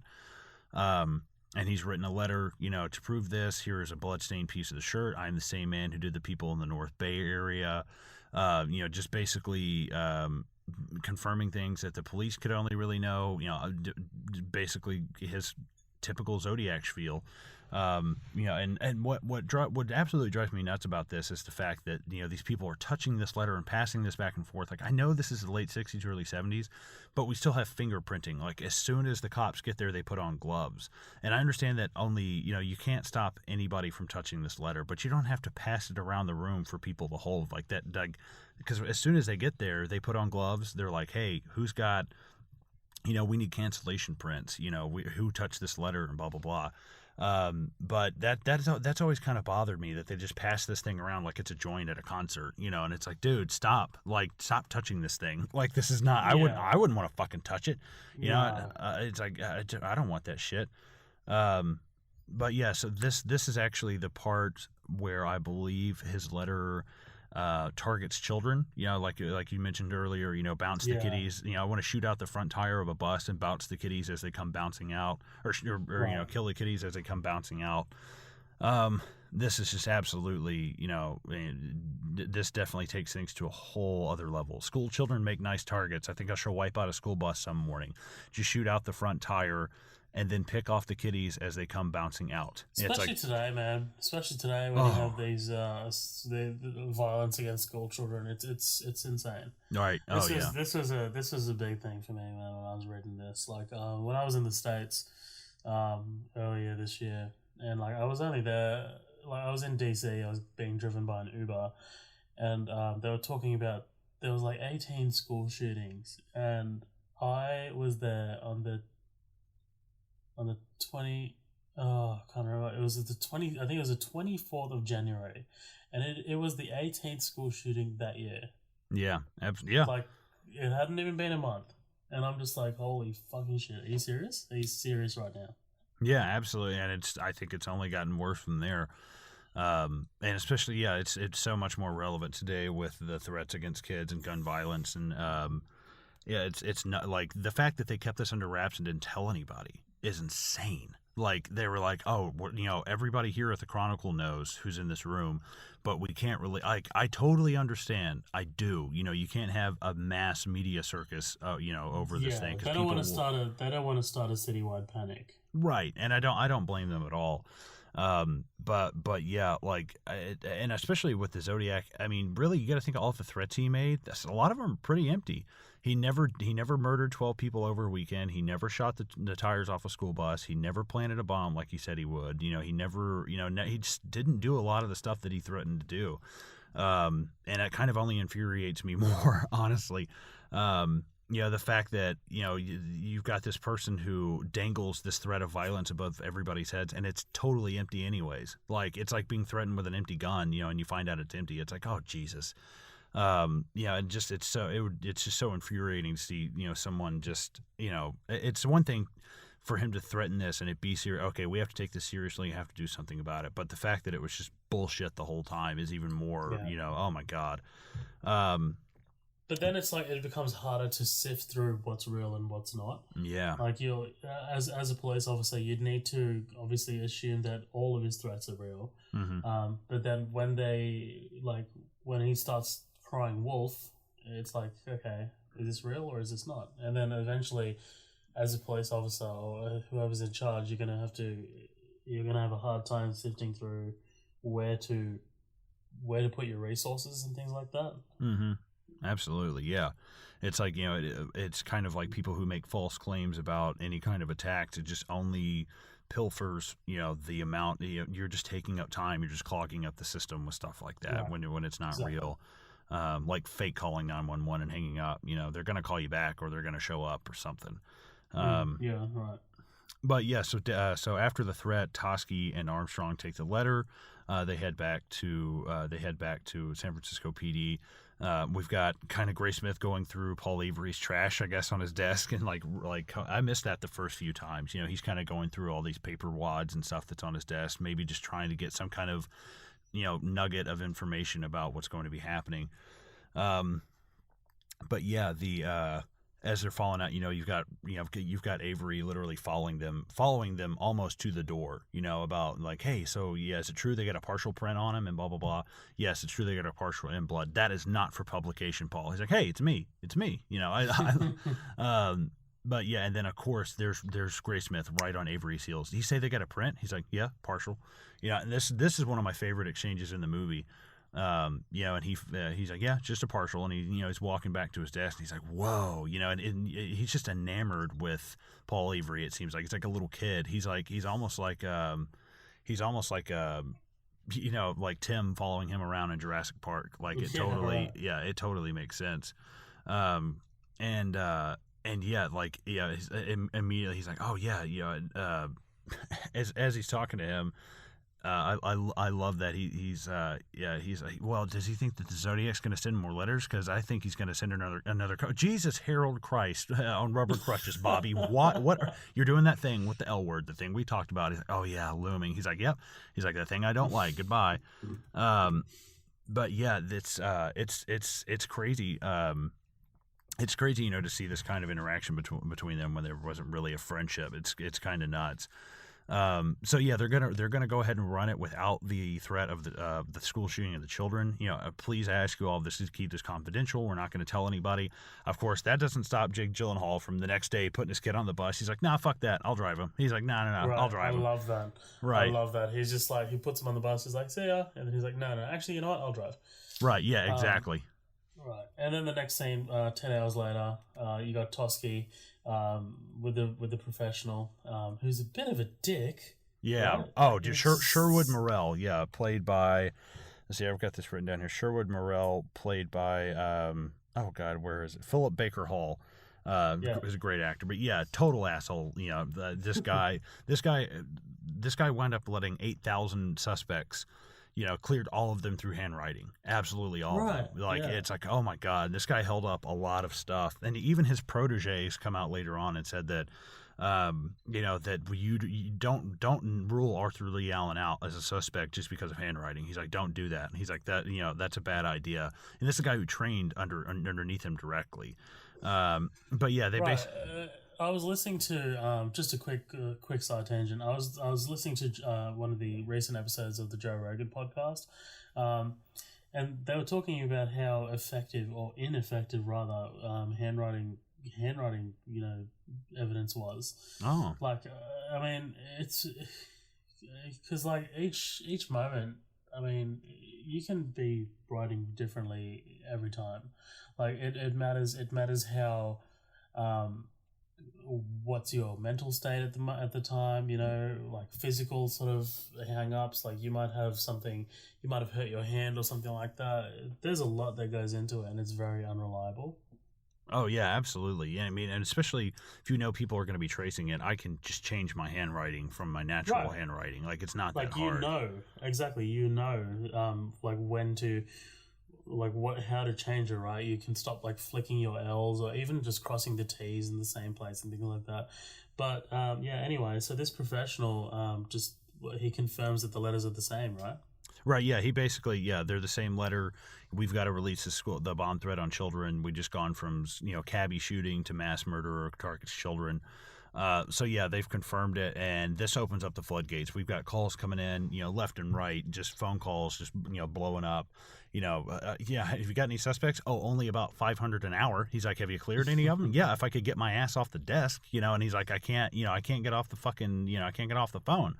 And this whole scene is really, I mean, we can't go into this because it is just so much like going on between Armstrong calling Napa, he's calling Vallejo. These are the problems that this confusion right here in the film, where you feel almost dizzy from how many phone calls are going on, is the reason why the Zodiac fell through the cracks. These people were not cooperating the way that they should have been. Right, just jurisdictional issues and shit like that. Right, and this is before task force could be involved, where you could just once you created a task force, jurisdiction didn't matter. But yeah, there was so much that in the Vallejo files and the Napa files in San Francisco that ended up not going to the right people. And I believe had they joined forces in the right way, this definitely would have been this definitely would have been solved, especially with all the evidence they had between the three of them.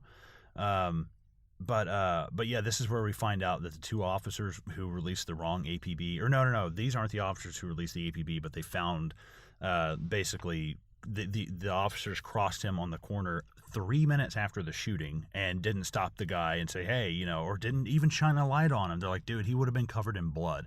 Like, you'd have seen it. And Mark Ruffalo, he's like, did you see him? He's like, did you talk to him? And it's like he's so pissed. He seems He's so angry, man. pissed. He keeps it under the surface, so close to the surface, though. Yes, that last shot on Mark Ruffalo's face when he's staring at them, it's the last shot of the scene. It's fucking brutal. It's like, oh my God, I would not want to be on the receiving end of that. That guy, the guy who inspired Dirty Harry and Bullet, I would not want to be on the bad end of that guy. But yeah, there's Zodiac, the Zodiac, pandemonium has now exploded. People calling on the radio. There's been 5 murders. There's school threats. There's all of this stuff going on. They've got helicopters, overhead as Jake Gyllenhaal is taking his kid to school. It's just, it's just nuts. At this point, they've already figured out the Wingwalker prints as well. Right. That it's military style, so they've kind of narrowed the scope a little bit. Mm-hmm. Yeah, exactly. And that's just caught up in that tide of information they're not sharing with each other because of, and even Ken Narlow, who's played by Donald Logue, who, that guy's great. He's in Sons of Anarchy and Grounded for Life. And he's in Gotham. Yeah, he's in Gotham. He's great. But I love it. He's like, yeah, we'll send you the prints. You just go ahead and email us, or email. You just go ahead and mail us this, and we'll mail you that. And it's like, dude, this is no time to fuck around and see who's got the biggest dick. Like, there's somebody out here murdering people. Like, get off. Like, stop this whole cockfight thing and just we need to find out who this guy is. We'll telefax it to you. Right. Yeah. And we don't have telefax. Send it in the mail. Oh yeah, we'll mail ours too. It's like, oh my God. But yeah, this is, this is where we're cutting in between, Robert Graysmith and Paul Avery and Dave Toschi and Armstrong we're cutting in between, the couples of them, trying to figure out, we're just kind of recapping, who he killed and who lived. He gets so caught up with the women that he, forgets to finish off the men. Plus they're all couples on lovers' lanes, except for Paul Stein. This doesn't make any sense. It's very odd. So we're just kind of basically recapping on what's been on what's been going on, and they figure out he's breaking the pattern. There's no reason for him to kill Paul Stein. It's very odd, in correspondence with what's been going on. But yeah, it's and then Dave Toschi gets his phone call.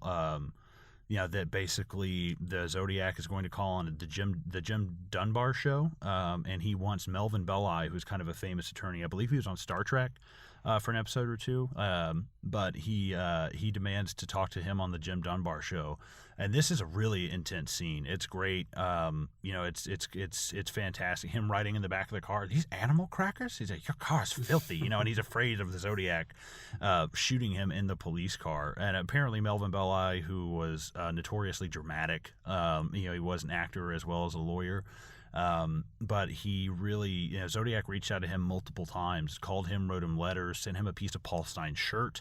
He was very wrapped up with Melvin Belli. And this is, and this is obviously what, obviously ended up being a kind of false alarm. It was a mental patient who called from a mental psychiatric hospital facility. Yeah. It's also worth noting, Bella is played by Brian Cox, the great Brian Cox, Yes. who was the first guy to play Hannibal Lecter on screen. No shit. Yeah, in the movie called Manhunter, directed by Michael Mann as well. Oh yeah. So yeah, I don't know if this is a little bit of a serial killer connection here, but Yeah, no, for sure. I love Troy, X-Men 2. Like, he's in a lot of really good movies. X-Men 2 especially, man. Like, yeah. He was always like a figment, like a figure of my childhood there, like as Stryker, Colonel William Stryker. Yes. Especially, Awesome. we'll cover that movie someday too. But Oh, they bring him on the show, and they call him Sam, this Zodiac character. Immediately he hangs up. This is, thinks his phone calls are being traced, and this guy is going on about, I have headaches, and when I kill, I don't get that. Scream. Oh, dude, yeah, and that's I love with Shorty, the guy who sells coffee. He's watching it with Paul Avery, and he's like, when I kill, I don't get the headaches. He's like, that is fucked up. Like him in the background, it's good comic relief for the scene. But yeah, God knows this movie needs comic relief, dude. Yes, it is. Jesus Christ. I feel like my soul has blackened since I've seen this movie. Oh yeah, absolutely. It's so crazy. But yeah, had that scream. I did not say anything. That guy's voice is absolutely terrifying. So they're trying to talk to him as long as possible to keep him held up. I don't think that the DA would ask for capital punishment. Do you want me to talk to him for you, Sam? And it's like, I love he's trying to play to him so well. And it's just fantastic. I had headaches too, but then a chiropractor stopped them a week ago. And Brian Crock's fantastic, absolutely fantastic. But yeah, they try to get him to set up a meeting.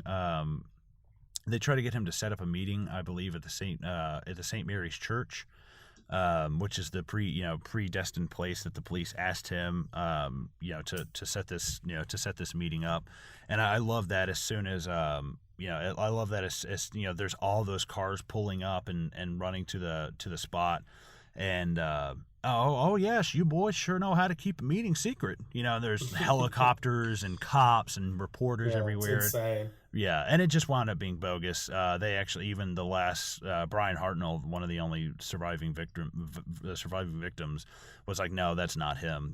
That's not his voice. It's obvious, and they traced the phone call. It was deemed to be too young sounding and to be official. Right. Yeah. Absolutely. But yeah, then right after that, and that seemed like such a promising scene, that oh my God, we got him, we're right there, and it's like, no, false alarm. It's very memorable scene, yeah. Yes, but yeah, we're cutting back to the San Francisco Chronicle. As soon as Robert Graysmith walks in, there's just nobody around at any of their desks, which is very odd because we've seen this place. This place is hopping and popping, and they're all in the editorial room, going over another Zodiac letter, really starting to show you the pull that this guy has every time. This is, I think, what fed his madness. I'm getting attention for it. It's basically, now it started with 5 or 6 people being in the room, to there's 8 or 9 people, and then there's 2 cops, and now there's the entire staff of this paper is in here listening to the publisher read off the here comes the newest Zodiac letter, and it's like, oh man, that's kind of fucked up, it just became such a cultural phenomenon in their area.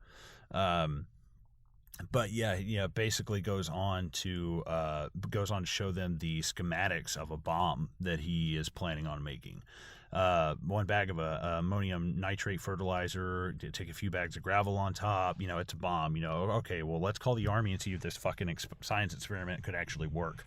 And this is when Paul Avery's like, Robert, we should get a drink, and he's, they get a new cipher. Basically they go to Morty's after this. I love this because, immediately it's kind of tense, in between the two of them, how'd basically asking him questions about, how he knew this and how he knew that, why you been digging through the trash on my, why you been digging through my trash? And he just kind of stops and he's like, we'll come back to that, and it's great, because you can tell he's kind of hostile towards him, but he doesn't, maybe doesn't necessarily hate the guy.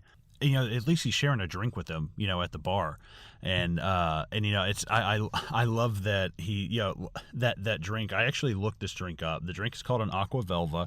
Let me pull my notes out here. An Aqua Velva is vodka, gin, lemon, lime, and blue curacao. I believe is how you say it. Blue curacao. But yeah, this can no longer be ignored. What are you drinking? Hey, you wouldn't make fun of it if you tried. It's so casual. I love it. This can no longer be ignored. Yeah. And I read. I like books. Those are the same thing. But yeah, I think that's fantastic. Where he's like, if you tried it, you wouldn't make fun of it. And he kind of takes a little drink and then cuts his eye sideways, and it hard cuts to them both laying on the table, and there's like 6 or 7 empty ones. Yeah. That's fantastic. But yeah, they're basically just going on about the code, and how and how it was just a simple replacement code. And I love Paul Avery. What's in this? This is good business for everyone but you. And he's like, good business. He's like, this is a business. This is just like it's like thrilling to him. He's like, I'm not trying to make money off of this. I want to solve it. And it's great. The fact that he's kind of taken aback by that. He's like, I don't want to, I'm not a cop, or I'm not, just somebody kind of trying to make money off of this, I want to solve this thing, I want to do some good.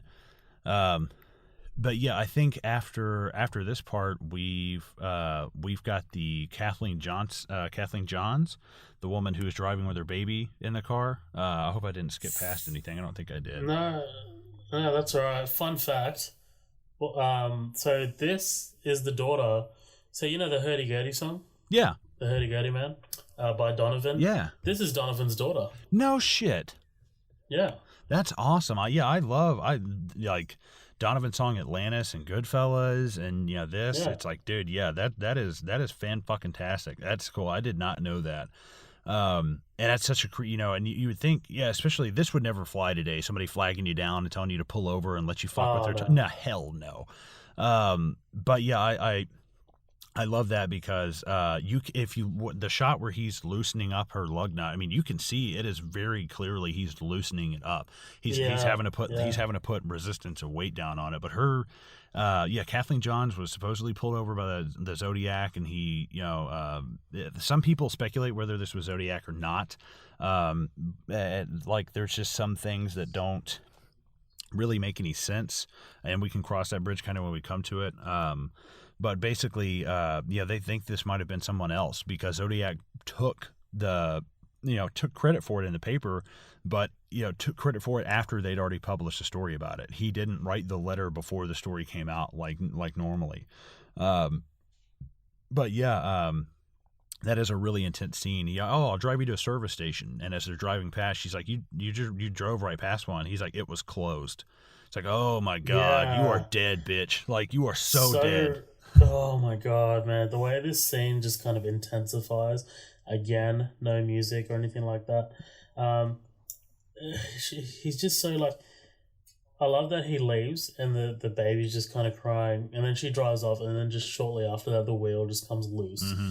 And she gets out to have a look, and the wheel just completely, like, she looks over and it's just off. Yeah. And then he just reverses up and asks if she's okay. Mm-hmm. And then he's like, it must have been worse than I thought. And then he's just like, and he's like, there's a gas station down there. And then she's like, yep, okay. She thinks about it, obviously. Right. And then she grabs the baby. And then I love when she takes a seat and he's like, I didn't know you had a baby. Yeah, the more the merrier. It's like, oh my God. But he's like, it was closed. Yeah, right. Do you always drive around in the night helping people? They don't need help when I'm done with them. It's like, okay, bitch, get the fuck out of the car. Get the fuck out of the car. And then just out of nowhere, before I kill you, I'm going to throw your baby out the window. Yeah, holy God. And just holy that bong, shit. that noise. And we're immediately cut to that woman driving down the road, and there's the 18-wheeler. I love this shot, man. Yes. I love this shot, just the car pulling in. Right, it's great. It is so good. Like, those faraway shots of just that, his nighttime shots are just kill this movie. It's so good. Kill it in a good way. But yeah, I love that truck driver. Dude, she didn't have a baby when that woman's like, calm down. Where's your baby? And she runs off, and then she's taking her baby and hidden it in a bush. In case he ever, I didn't know if he was going to come back. It's like, holy hell. Yeah, and a lot of people debate about whether or not it was really the Zodiac who did it, because there's been a lot of speculation because he took credit for a lot of things that did not happen. Definitely didn't that he didn't do. There's a lot of speculation because he's took credit for the murder of a police officer, took credit for this Kathleen Johns thing, and these are stories that were already printed, and then the Zodiac took credit for them. It's just not matching up at all. And that's just that's incredibly odd that he's taking credit for stories taking credit for things that he didn't even have anything to do with. It just really he's shows just trying to increase his notoriety, man. Like just like a plagiarizer. Yeah, right, exactly. And it's really crazy. Just trying to take credit for all that kind of stuff. But that's after this part with Kathleen Johns, basically she ultimately she did survive. Her child survived. But yeah, we've got this great montage with I don't think I'm skipping a part. But no, yeah, that's right. Yeah, there's a montage here. Okay, just making sure. But yeah, they have that great montage of Armstrong and Toschi kind of checking everything out. It seems like they're just in and out of that place, the Chronicle. It's just nuts to see just how frequently they're there, and we've got the letters kind of just randomly strewn about, and like in the foreground and in the background. It really looks great. But yeah, so we cut to Avery and Graysmith at the bar, and they are not going to be running any more of the Zodiac letters. They want to see, they want to kind of hold back and see what he does, because obviously printing the letters isn't doing them any favors. And yeah, that's where Paul Avery kind of is like, yeah, because he's full of shit, and it takes Graysmith by surprise. And that's where he goes on about, this guy is taking credit for murders that he had, absolutely nothing to do with. It's the same thing with, like I said, this police officer that was shot in his car. These are all things that you can just read out of the paper and anybody can take credit for. And that's where he also says, he even stole his logo. He's like, what? And he's like, oh shit. He's like, well, okay, don't tell anybody this. Who would I tell? Okay, totally fair point. Absolutely love that part, and I will stand here and attempt not to vomit, and he's basically proving to him that he's like, dude, this guy is full of shit. And Graysmith almost seems kind of like disappointed by that. That basically it's kind of obfuscating what are the real murders when he's taking credit for ones that he didn't even commit. But yeah, after kind of that meeting with Jake Gyllenhaal and Robert Downey Jr., we cut to Toschi and Armstrong in the car. This is going to be a year after Bill's birthday. They're at the corner of Washington and Cherry where the Paul Stine murder happened. So really still no leads. I'm sure that's really haunting these guys that they just never found anything out about it. It's just a really quick scene, but it shows the passage of time and that nothing has come about of it, and that it's still in their minds. But yeah, and I love, this is one of my favorite exchanges actually, when it shows Robert Graysmith getting that coffee from Shorty, and he's like, does it ever bother you that people call you Shorty? He's like, does it ever bother you that people call you retard? And he's like, nobody calls me that, right? And I love, Does anyone ever call me names like retard? Yeah, no. yeah, and he brings him like the coffee. This is where Paul Avery gets a piece of Paul Stine's shirt sent to him, and what a great reaction from Robert Downey. Jesus, piece of fucking, call the fucking cops, and he's gone. Well, I mean, Paul, you did call him a latent homosexual.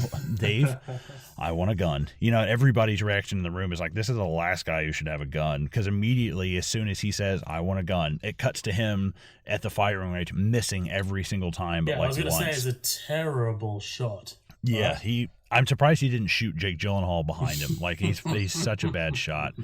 But this is where we really get the introduction of Melissa, who's played by Chloe Sevigny. She winds up, this character becomes Robert Graysmith's wife and then ex-wife later as the movie goes on. She must love serial killer movies, because she was also in American Psycho. Yeah, that's totally true. But yeah, basically Paul Avery has a tip in Riverside, and he's going to go and check it out, some anonymous tip. And Jake Gyllenhaal is going to go on his date with Chloe Sevigny, and his future wife in the film. And this whole thing of him, it's basically, he's like, oh yeah, I've never been here before. You're going to take a date to a place you've never eaten before? What are you, an idiot? Like why would you? There's no way I would. Oh yeah, I've never been here before, unless it's like a 5-star restaurant, like. No, but it's all right. It's all right. Paul has a gun. Yeah, right. Yeah, I love that. Yeah, I love that thing. She's like, he's following up on a tip. Isn't that kind of dangerous? Nah, he's got a gun, and I can't believe neither of them thought about this before, that this could absolutely be Zodiac. And he's just waiting. But I love that he's like, I should really go home and wait for the call. She's like, is this a sleazy way to get me in bed? He's like, no. And she's like, I'll get the food to go. He's so genuine, man. I love that. He's just like, no, of course not. Like, it doesn't even like really register in his mind like that it's some kind of plan. She might like think of it as some kind of plan.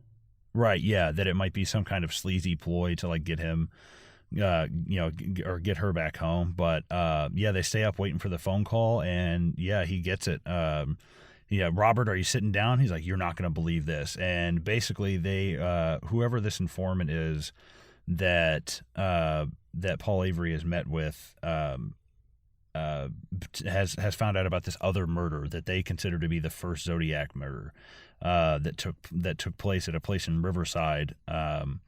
And this is a big deal because Paul Avery has skipped right past the cops and taken this letter that they found and gone straight to the head of question documents, which is that grumpy old curmudgeon bastard we talked about, Sherwood Morrell. He takes it straight to him and skips the cops, skips any kind of authority figure, and this is bad. This is really bad. They wind up it winds up taking, we've got the Department of Justice, we've got Ken Narlow for Napa, we've got Dave Toschi there, we've got Jack Mullinex from Vallejo. Like, all of them immediately got on a plane and are down to Riverside, to come check this out. And they're all giving Dave Toschi shit. They're like, in all due respect, why am I hearing about this in the paper except for why am I hearing about this in the paper and not from getting phone calls from you? And he's like, we got screwed out of it too. And there's a lot of talk about Dave Toschi really liking getting his name in the paper. But I love Robert Downey Jr. Hey guys, what's going on? Not a good time, Paul. He's can I catch a ride with you? He's like, no, Paul. And he's like, not friendly at all. Yeah, absolutely. And then like the smoking being in the last 6 hours only. Oh man, what a time. Right. Yeah, absolutely. That would have been just nuts. But basically, they're trying to tie up this murder of a girl named Sherry Jo Bates in Riverside, California. She was at the Riverside Community College on the night of October 30th, 1966. She was murdered. A letter was sent to her residence, to her family. Phone calls were made with heavy breathing on the other end of the line. Basically talks about hunting people as game. They Riverside, those people have a person that they like for it and they want to pin it on. But of course, they're thinking that this is definitely a Zodiac related thing. Which it's such a fantastic scene when they leave between Robert Downey Jr. and Mark Ruffalo. This scene is great, and he's like, Sherry Jo Bates was a gift. I gave that to you guys. Like, does this bother you that it could not even be Zodiac, that they might not be able to make an arrest on their suspect now because of what you've done?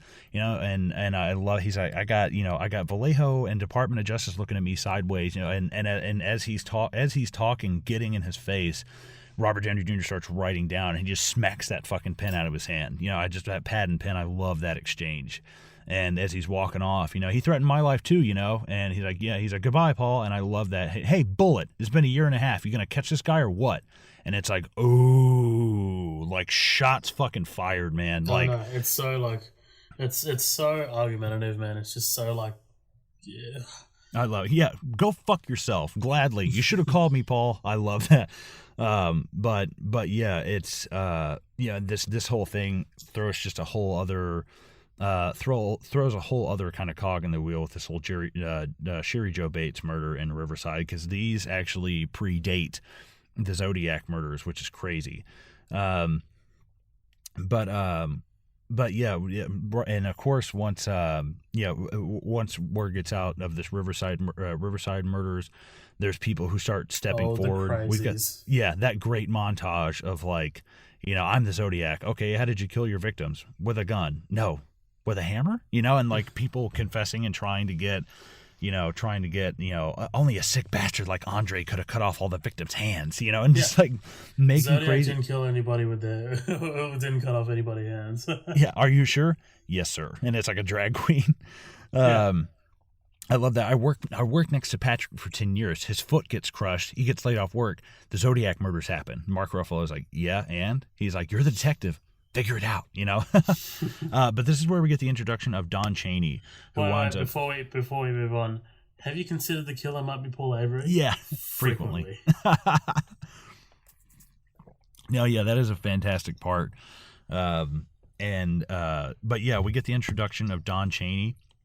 Don Chaney is going to play a huge role in the Zodiac kind of mythos as thing goes on. This guy, I mean, he throws a lot of shade towards Arthur Lee Allen, and it's debatable about how much information this guy really knew.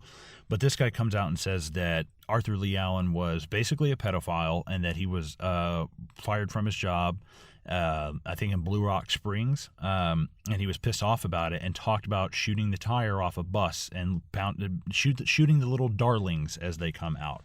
Said that he would put a flashlight on his gun and shoot people in the dark, and that he would go by the name Zodiac.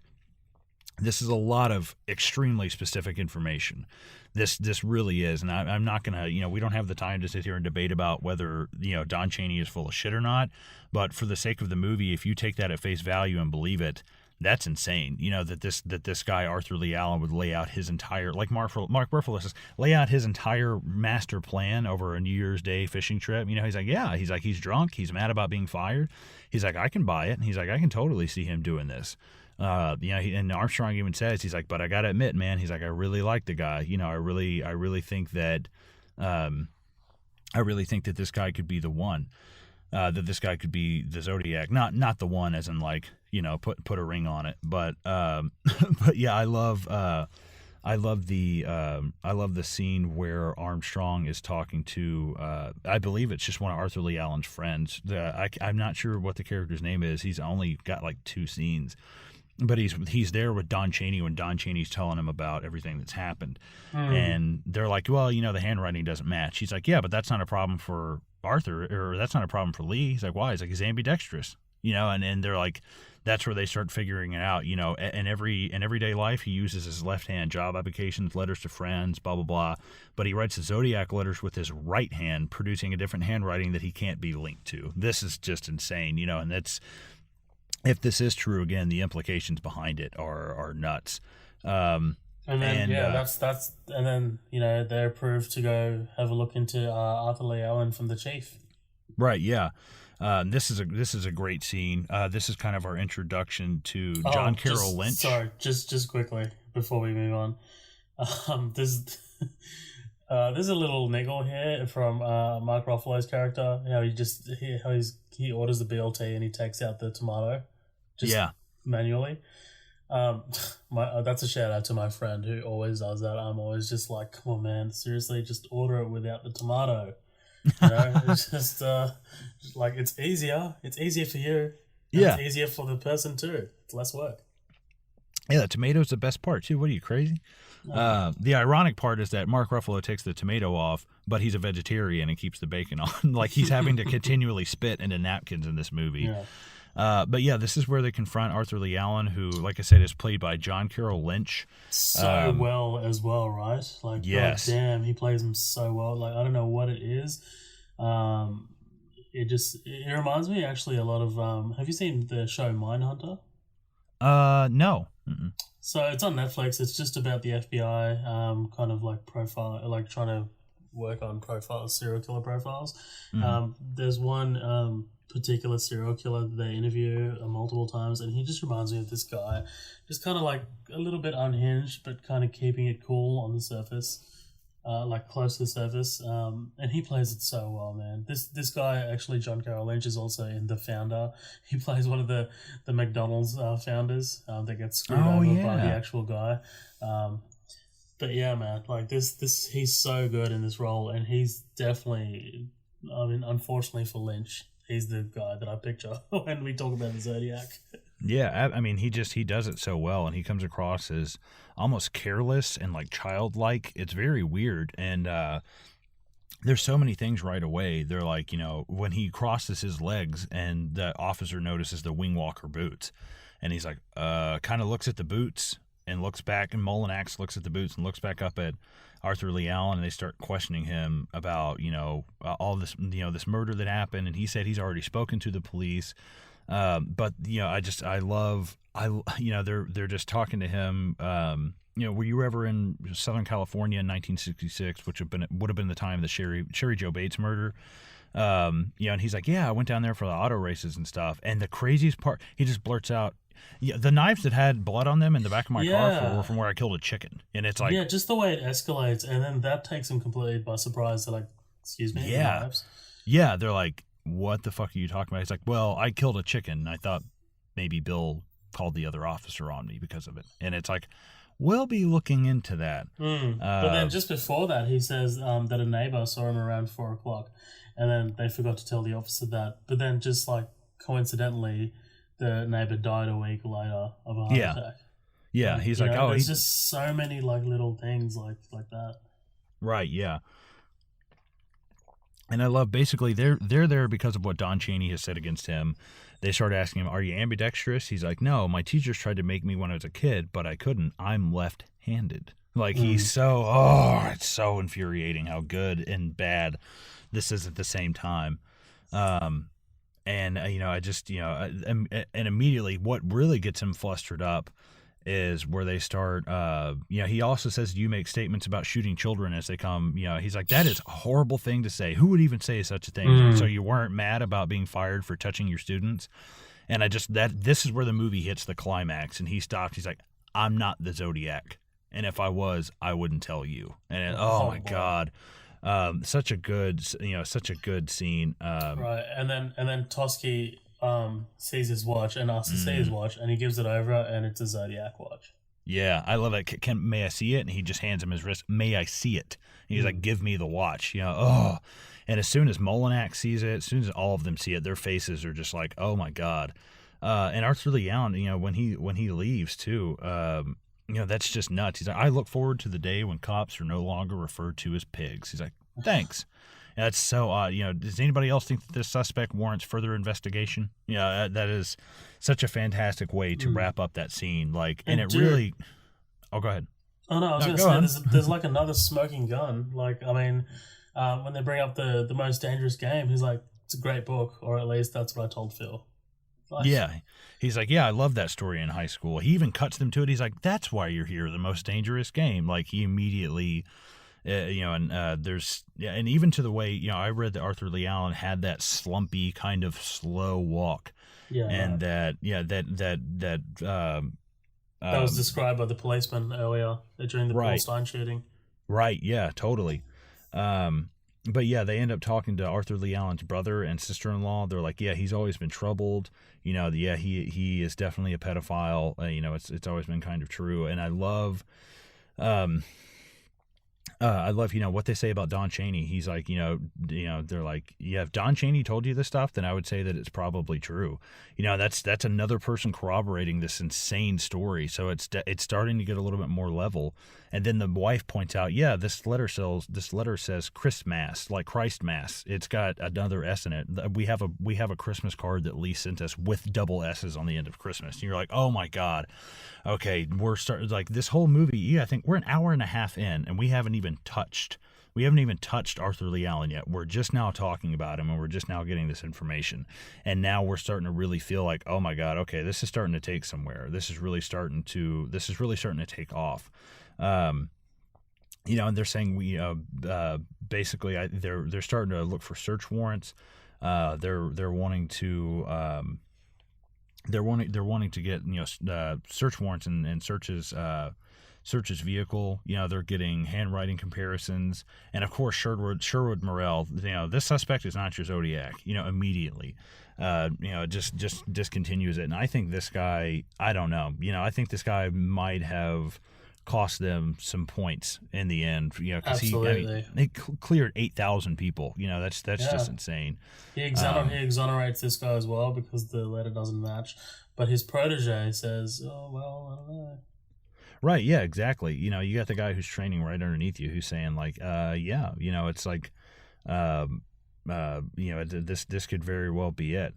But yeah, so they're trying to get, they're trying to get, they're trying to get a warrant to go to Vallejo, I believe, and search one of Arthur Lee Allen's trailers. but yeah, he won't sign off on a warrant for Alan's house. Why not? Why not? He said it's not enough. Now, unless we bring in a handwriting match or some DNA, how are we supposed to get evidence if we can't toss his house? These are all legitimate concerns. They're like, basically Mullinax is like, the judge won't do the warrant because we can't, it's just not enough to pin it on. And their chief comes in. What do you guys want to do? Well, we can't get a warrant, and we need his right hand. We need to get, if he's writing these letters with his right hand, we need his writing off the right hand. And the trail kind of goes cold on Arthur Lee Allen. They don't have anything. They can't do anything. They're forced to basically pursue other suspects. And this time we have that great time-lapse shot of the tower being built in San Francisco, really showing the passage of time, So really good. showing. Yeah, it's like, oh my God, like you were saying earlier, there's huge chunks of time just passed in this in the blink of an eye. And it's absolutely nuts. I don't know how long it took them to construct this. But I love, after it's constructed, the head of, it's 1 year later, sorry, the head of the Chronicle was like, you wrote the Department of Justice and told them that you should be put in charge of the Zodiac case on our letterhead, and I love that. Who better than me? A mocked man. Like, it's so good.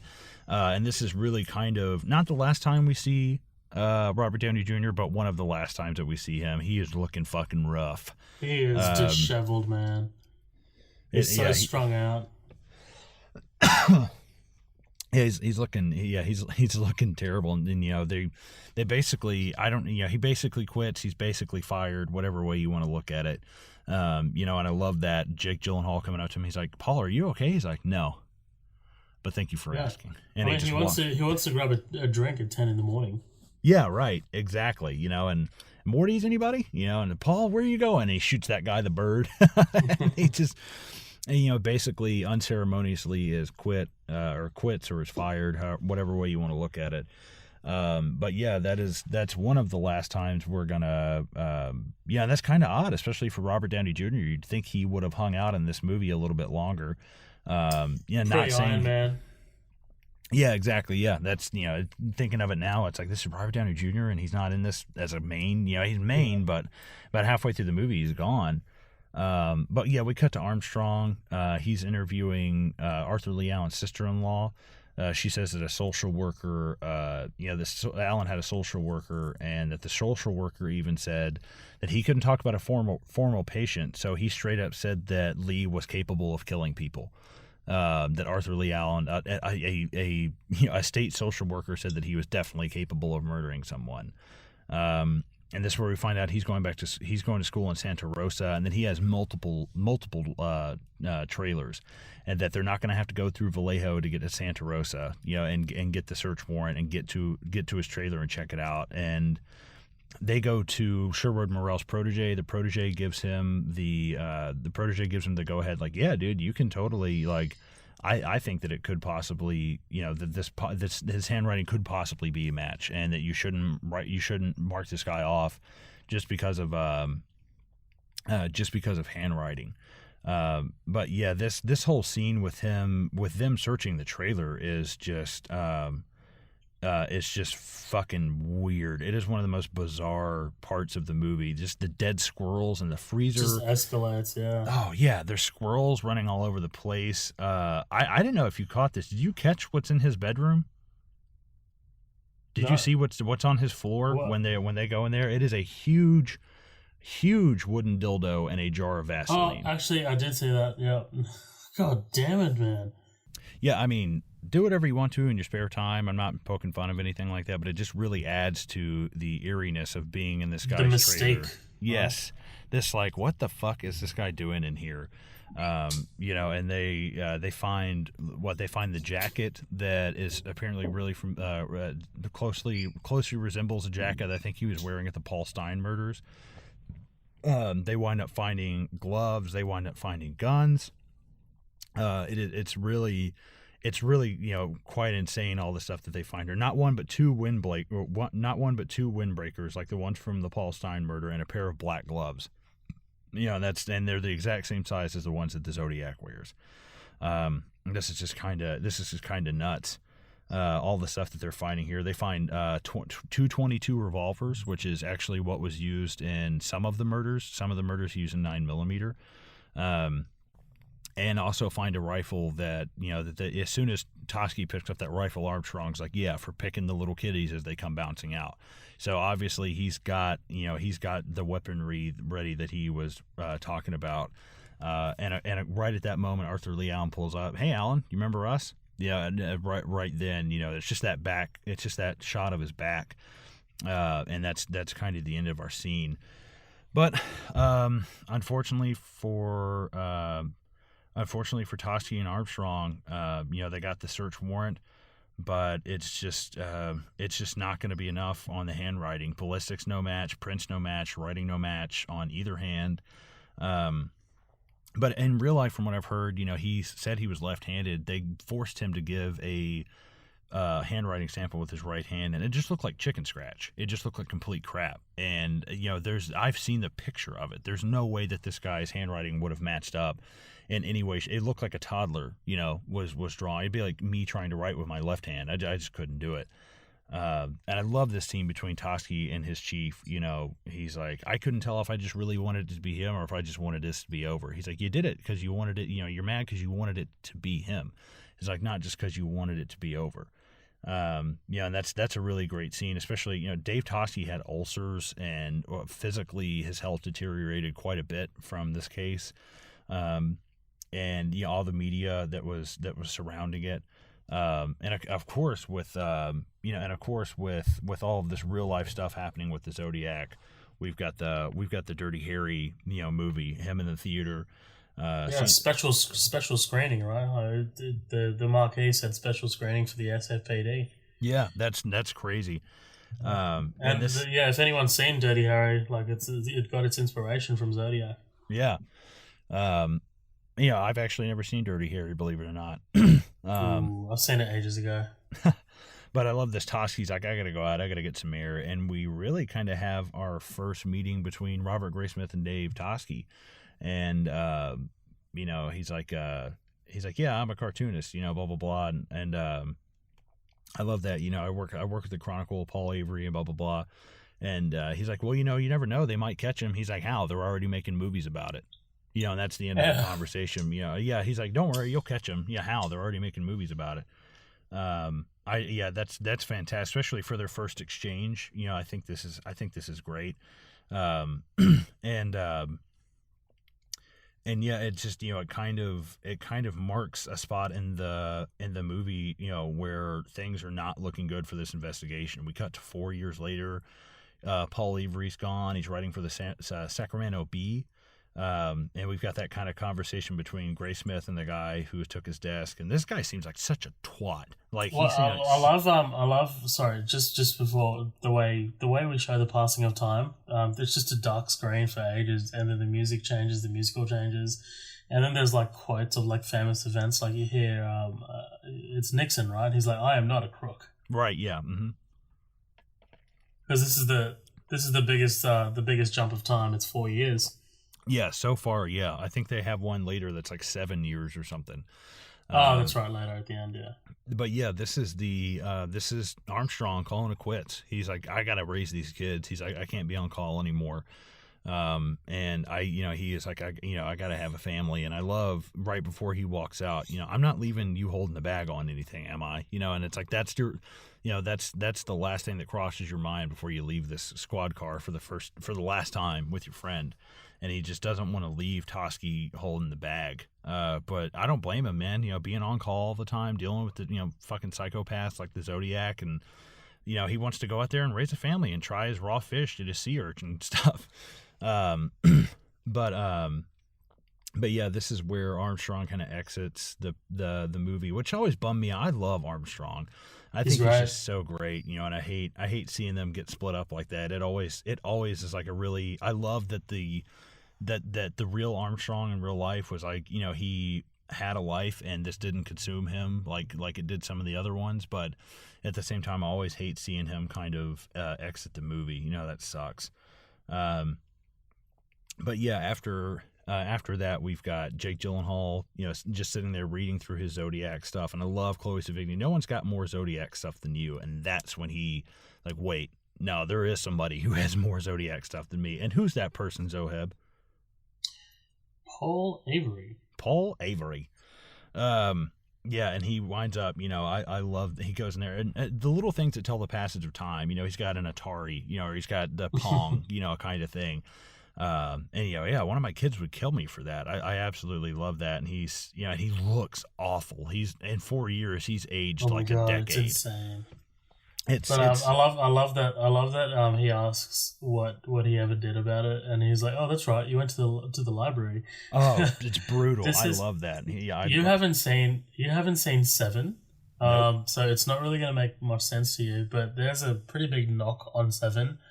I'm not going to spoil anything for you because you've got to see the movie. But essentially, what really helps them to find the killer is that they went to the library. This is it's like a big knock that a lot of critics have on Seven. So that's cool. I love seeing stuff like that. Yeah, man. But and he's someone should write a book. Yeah, someone should write a fucking book. What about? He's like Zodiac. He's like, dude, it's 4 fucking years ago. Let it go. It's like, no, this was important. What did you ever do about it? You rambled through my trash. You loomed over my desk. Am I being unkind? It's like this is, I think, RDJ's best moment in the whole movie. He just annihilates him, and he's like, oh, that's right. You went to the library. And, obviously, he's got the joints all over the table. He's just drinking straight from the bottle. This guy's. Yeah, and you would think that with all this going on, that I thought for sure that this guy would be dead in 5 years, but Paul Avery actually lived until 2000 or 2001. And I was kind of surprised. I was like, whoa, I didn't, because the way they kind of paint it in the film is he's going downhill fast, but I wouldn't have thought that he lived through the 90s, but that's kind of crazy. But this is the dissolving of their friendship, basically. Sorry I wasted your time, and he just leaves him. And this whole scene, you think as a viewer, you're almost thinking that Graysmith is going to get Paul Avery and be like, yeah, let's go run let's go walk the beat and let's go write a book. And he's like, oh no, I'm sorry, not that I haven't been waiting for you here to reinvigorate my sense of purpose. I love that. He's like, it was 4 years ago, let it fucking go. He has no interest. This totally backfires on Graysmith in a way that I don't think he expected. Maybe, no, I don't want to do that, but not it ending this way, not it ending very abruptly and very kind of ugly. And yeah, that's the last of RDJ. That's the last of him in this movie. That kind of bums me out. We just lost Armstrong. We just lost Avery. 4 years have passed. We're losing things. And obviously Graysmith's wife is getting more and more pissed off. He's spending way too much time doing this stuff, and it's kind of starting to affect her. But I love the shot right after that of Mark Ruffalo just sitting in that car still at the corner of Washington and Cherry, where he first encountered the Zodiac. He's still sitting there. He drives off and, goes from right to left. And as soon as we stop on that cab, boom, there's Jake Gyllenhaal getting out. It's like, I love that kind of fluid motion almost is really, really, really cool. I love that. But this is really where they've the scene after that is where they've met once before politely, but now they're collaborating. Right now they're as far as Dave Toschi will kind of let him. It's like there's kind of you got to kind of treat this with cop gloves. It's like I can't just let you in here and just do all this stuff. This part is some of the most interesting stuff to me about Zodiac is the relationship between Graysmith and Toschi and how they let Graysmith kind of just let him in. It's highly illegal. I mean, what the stuff that they're doing, they're like, oh yeah, you can just look through our police records and do this and do that, and it's like there's no fucking way, is that legal? But I mean, is it? Yeah, it's illegal, but kind of help Graysmith get closer to solving this murder. And and it's crazy to think just of all the police departments, Napa, Vallejo, San Francisco PD, and it's a cartoonist. A cartoonist is the one who got the closest and collected some of the hardest evidence, and maybe it's easier for one guy to do it because he's devoting all of his time to one case, versus these police departments who deal with, probably dozens if not hundreds of cases a day. But yeah, basically Gyllenhaal has been, researching everything. He's found a couple of code cracking books and says that everything in these books can be found in the Zodiac, in the Zodiac ciphers, and these are the most intro beginning code breaking books that there are. He's like, so I know that you thought Zodiac was military, so I went to every military base, within a reasonable distance, and see who's checked these books out. And in only one place, on only one military base, were all three of these books stolen. And because they didn't want to know who checked them out from the Presidio library. That's really fucking interesting. That is that's so good. Again, a cartoonist, and he's impressing Toschi. He's really like, he immediately, who are you again? He's like, I'm a cartoonist, I just want to help. Toschi thinks he's like someone from from a law enforcement background, right? Like he's just completely like blown away by how diligent this guy's been. Right. Yeah, absolutely. And I can't let you help. I can't I can't get you a warrant. I can't let you investigate. And I certainly wouldn't tell you to go see Ken Narlow in Napa. And he's kind of, it's like what he's doing is technically illegal as fuck. I mean, you're the lawyer. Am I wrong? Like,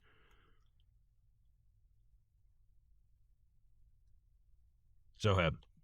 Yeah, are you there? Yeah. I was saying, I mean, you're the lawyer. Am I wrong? Like, is what he's doing like not illegal? Oh, sorry. I just completely like. I don't know if you cut out there for a second. I was just like, holy shit! But this is not getting edited out. I was like, hello. I was just literally like looking at my notes, and I was like, wait, yeah, okay, because this is where like shit gets turned around and shit. But yeah, totally illegal, man. Even here as well. I mean, it's you're giving away confidential information, something, even information that might come in handy later down the road. You're just giving it to a civilian. I mean, that's a no-go, dude. Right, absolutely, and it's absolutely nuts to see it. And Ken, they send him from Toschi to Ken Narlow down in Napa.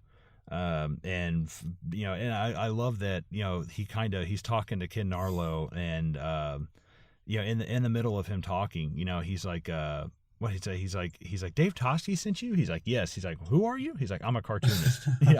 I love that I'm a cartoonist bit. It always seems to come back really well. And how he's just holding his bag, his little briefcase. Yeah, right. He always looks like, I don't know, he always looks like, and especially as the movie goes on, you see the effect that it had on Jake Gyllenhaal's character. You see that this was not something that he just walked away from. He gets more and more disheveled, and starts looking kind of sketchy, as it goes on, looking kind of rough. Right, yeah. But basically, we've got Ken Narlow from Napa who sends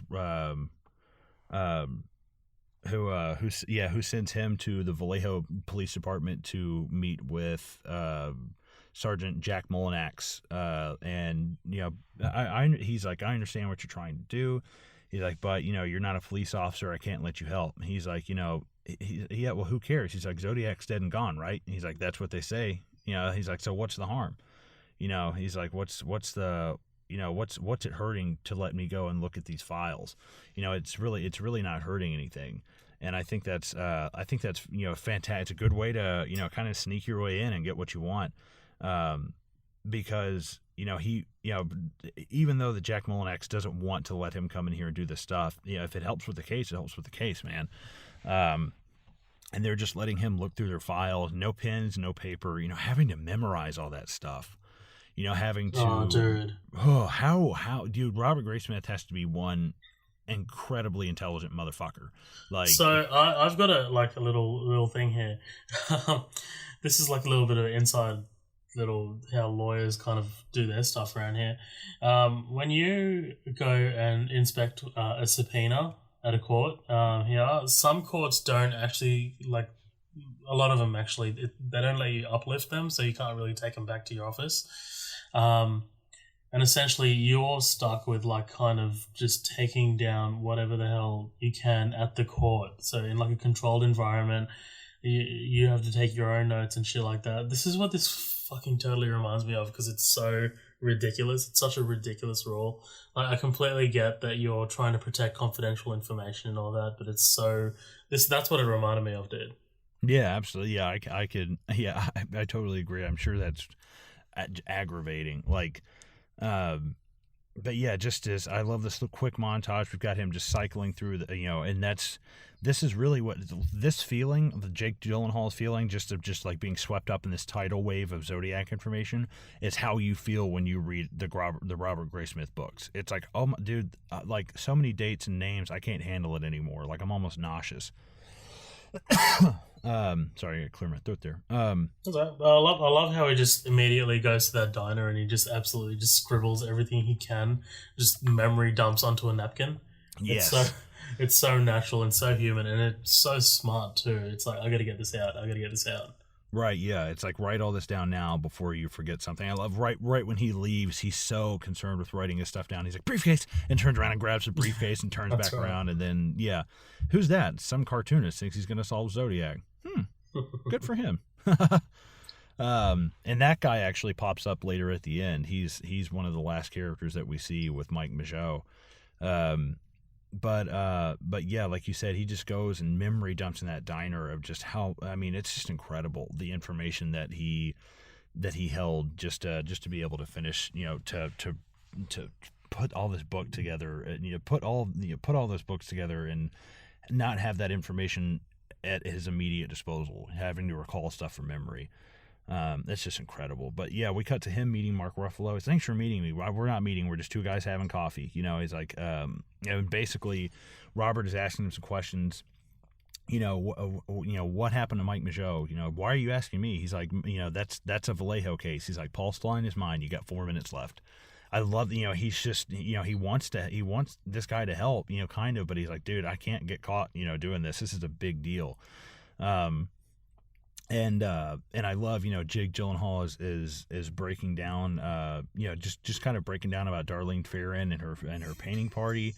It's a painting party. A what? A painting party. People show up and help you paint your house. That sounds terrible. Sounds like a terrible party. Like I love that.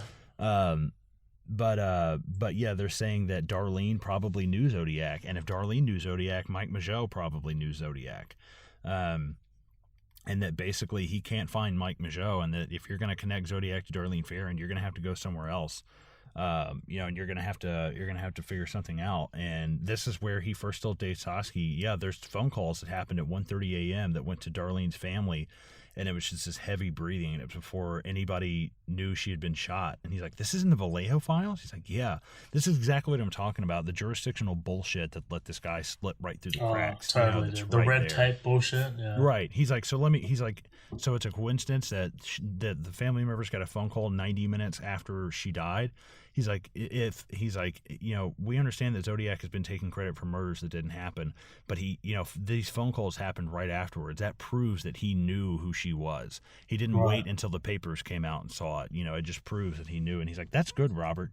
He's like, that's good, and I love, after how hard Toschi has been on him, it gets, they have a love-hate relationship at points, but he's not just totally up for this idea. But it's like, that's good, Robert, and he tips his hat, and, gives credit where credit is due. And of course he sends him down another rabbit hole. He's like, it's funny you mentioned the Zodiac calling people, because he called somebody once. He's like, who? And he's like, I couldn't tell you that, but Melvin Belli could.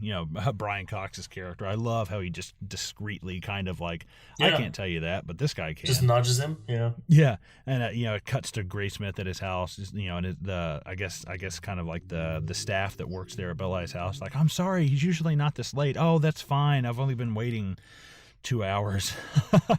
Yeah, right. But this is really important. This is where we find out that this woman says that the Zodiac called her and said that it is my birthday and I have to kill.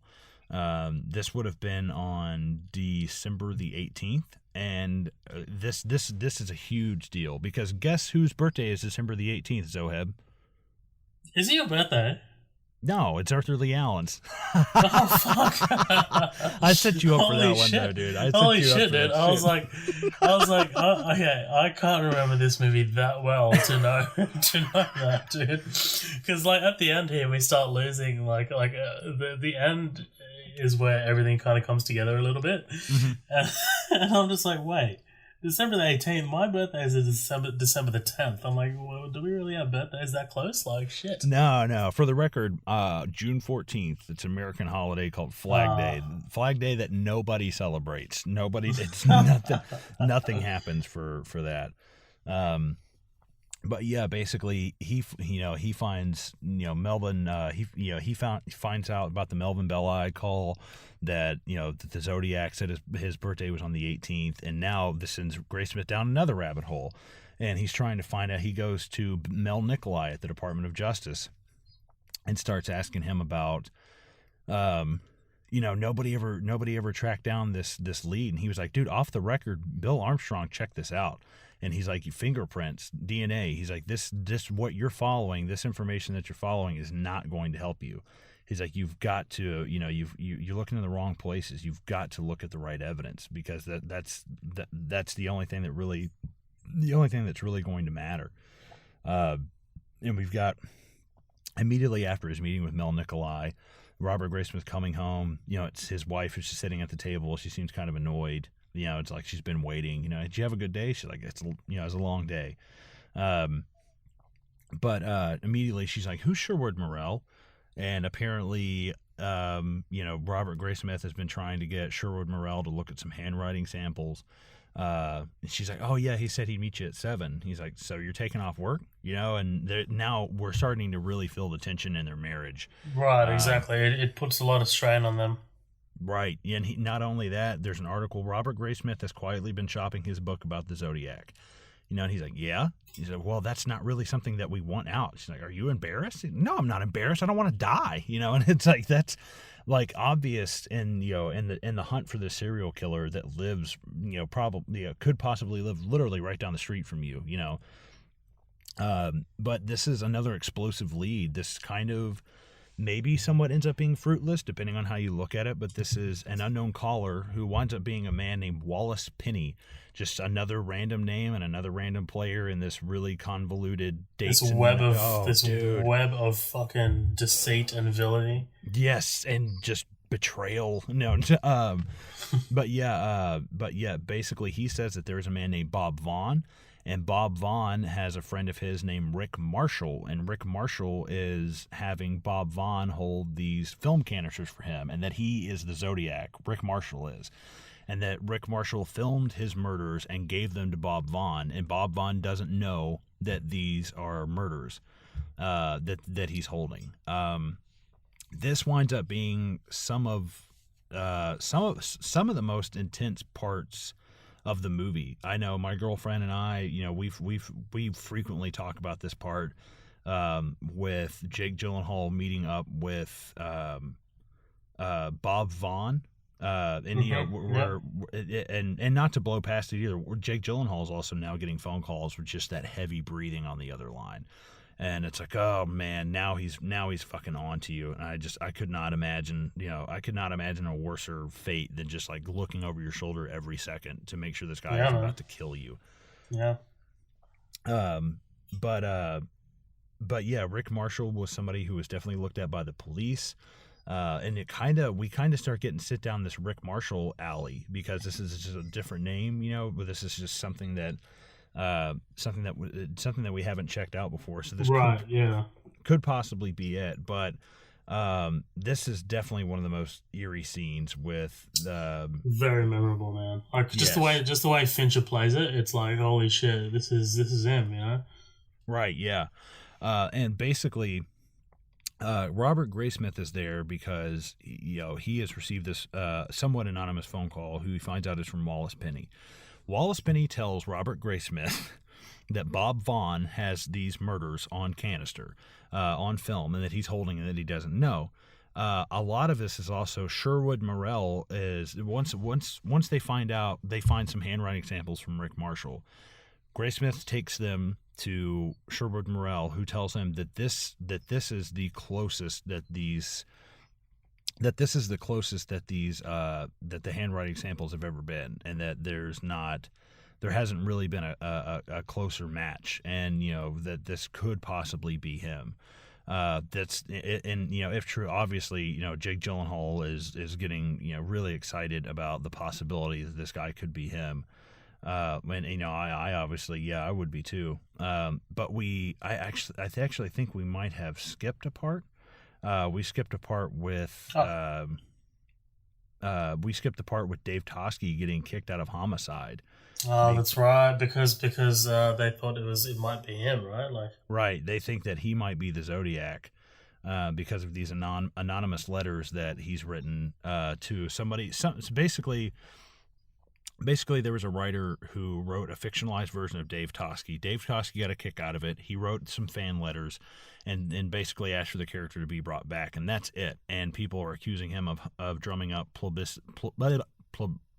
I can't say that, publicity for himself, and which turned out to be a total falsehood. Dave Toschi never wrote those letters. He was unfairly kicked out of Homicide, and I think he was brought back later on, but he was still a police officer his entire life and eventually retired in 89, I think. Very long and storied career, man. Very influential. Right, yeah. But yeah, basically they kicked Dave Toschi out of Homicide, and of course, Robert Gray asked him if he ever heard of someone named Rick Marshall. It's like, dude, now is not the time. You need to, I understand, you're obsessed with this now, but you're going to piss this woman, Dave Toschi's wife, he just takes that phone out of her hand and hangs it up. And he's like, just stop. I'm going to get drunk and listen to my big band records. And I'm like, right, exactly. And this is this is Graysmith's sort of he's losing touch with how to be human. Yes. he's being so he's so far neck deep into this case, and it shouldn't even be a case because he's not even a cop, right? He's just so obsessed with it that he's like, how do I even act how do I even act in society, dude? I'm losing touch of who I am. Right, yeah, it's absolutely, he's become so obsessed with it. And basically what has happened is there's a new letter that's been written from the Zodiac, and they think it's Dave Toschi, and that's why they've kicked him out. And it's absolutely insane that they really think this, but they kick him out of Homicide, and Internal Affairs show up. And that is a big deal for someone like Dave Toschi, who prides himself as being such a great cop, and he is a great cop, and he was a great cop, and didn't deserve the rap. I think that's why George Lucas named that thing. He's like, dude, he just got a bum rap, He just got a bum rap, right? Yeah, he really, I felt really bad for Dave Toschi, and but I love Robert Graysmith confronting him outside of that. It looks like a courthouse or something, and he's like, Robert, leave me alone. He's like, stop calling my house. He's like, the Rick Marshalls of this world will bleed you dry. He's like, you know what the chances are of us arresting someone now? Too much time has gone by. Too much evidence is lost. People forget, Robert. They get old. Like, oh my God, it has really, time just slams into you right here. It has been forever. This case has been going on forever, and they're almost no closer to solving it than they were at the beginning. Because handwriting's not working, DNA's not working, nothing's working. And they've 8,000 suspects, and everyone's been cleared. And I love Toschi, right as Robert starts talking again. No, Robert, I am through with this. I am through with you. I do not want to talk about this anymore. And, you see the extent that it's consumed Graysmith's life when you cut back to Graysmith, and he's cooking dinner, and his two sons are, looking through I think it's like a equinox, like a Zodiac kind of calendar, yeah. seeing if there's any murders that occurred right around the same time. And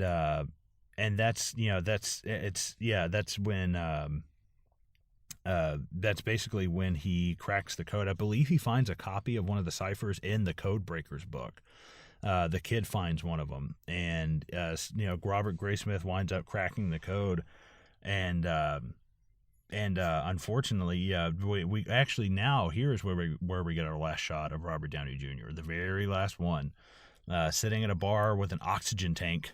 So basically, yeah, he's getting some kind of reputation as being the Zodiac kind of guy, the code cracker. And this is ultimately not going well with his marriage. Obviously he's on television now. He's been in the paper. He's shopping a book around, trying to figure out who this guy is. And he's telling his wife that she's just being paranoid. And it's like, no, she's got legitimate she's definitely got legitimate concerns. And at this point, earlier on, one of the kids says, "How come you and Mom don't sleep in the same bed anymore?" So this marriage is just done. It's basically done. It's run its course, man. Right. And I loved when he's talking to the kids earlier on, and he's like, "Hey, don't tell Mom about our secret project." But I love that, and this is a really good scene for Graysmith too. She's like, "What are you gonna do? Arrest him?" He's like, "Don't be ridiculous." And she's like, "Why are you doing this?" He's like, "I need to know it's him. I need to look at him and know that it's him," and that's definitely gonna come back in later too. And this is the scene. I've skipped ahead a little bit, but this is the scene where he winds up meeting with Bob Vaughn outside that movie theater and follows him back to his house. One of the most butthole-clenchingly nervous scenes of the whole movie. Oh, dude, basically this handwriting of the posters that Rick Marshall has done, which Robert Graysmith took to Sherwood Morrell. Sherwood Morrell is saying that this handwriting is the closest it's ever been. They think they might have the Zodiac finally. This is really intense. But what does he find out when he gets to this house? He finds out that basically it is true that Bob Vaughn was given a film canister by Rick Marshall, but that he took it back in 1972, and he had no idea what was on it. And he also finds out, he's like, "No, I've had this handwriting checked, and Rick Marshall drew these posters, and our handwriting expert says that it's the closest he's ever seen." He's like, "Mr. Graysmith, I draw the posters." And it's like, oh shit, like the feeling of you might be in the belly of the beast, basically. That this guy just admitted to you that he's the one who draws the posters, and Sherwood Morrell just told you that the handwriting is the closest it's ever been. And immediately after that, he's like, "Here, I've got some, I've got other posters down in the basement I can show you. Not many people in California have basements. I do." It's like, oh my God. That is just absolutely terrifying, to think that you might actually be in the house of the Zodiac now. And the whole scene downstairs is just, oh man. This guy comes across as so nice and so sweet at first. And as soon as they get downstairs, it's like a total 180. It is like totally.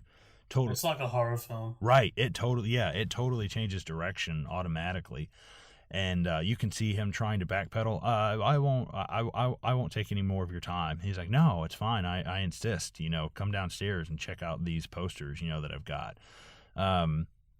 And basically what Bob Vaughn is doing, he's saying that, "Yeah, I've got these posters down here. These are the originals. What you have is a copy. I can see if we have the Most Dangerous Game poster back here." And basically it ends up being kind of fruitless, but you see the floorboards creaking over their heads. This dust is coming down. He's like, "Is someone else here?" He's like, "No." And he's just, Bob Vaughn isn't thinking of it. He just says, "No, it's not a big deal." And the second time Jake Gyllenhaal says something about it, and he's like, "You sure no one else is here?" He's like, "Well, would you like to go upstairs and check?" It's like, oh, he's so quaint and terrifying. And no, I'm sorry, he's not. I don't think he is checking for posters. He's checking for when the Most Dangerous Game came out in the theater. And yes, okay, I lazy podcasting here. No, I'm just kidding. No, because it's like he's trying to corroborate the dates. The date lines up to when it came out. Right, exactly.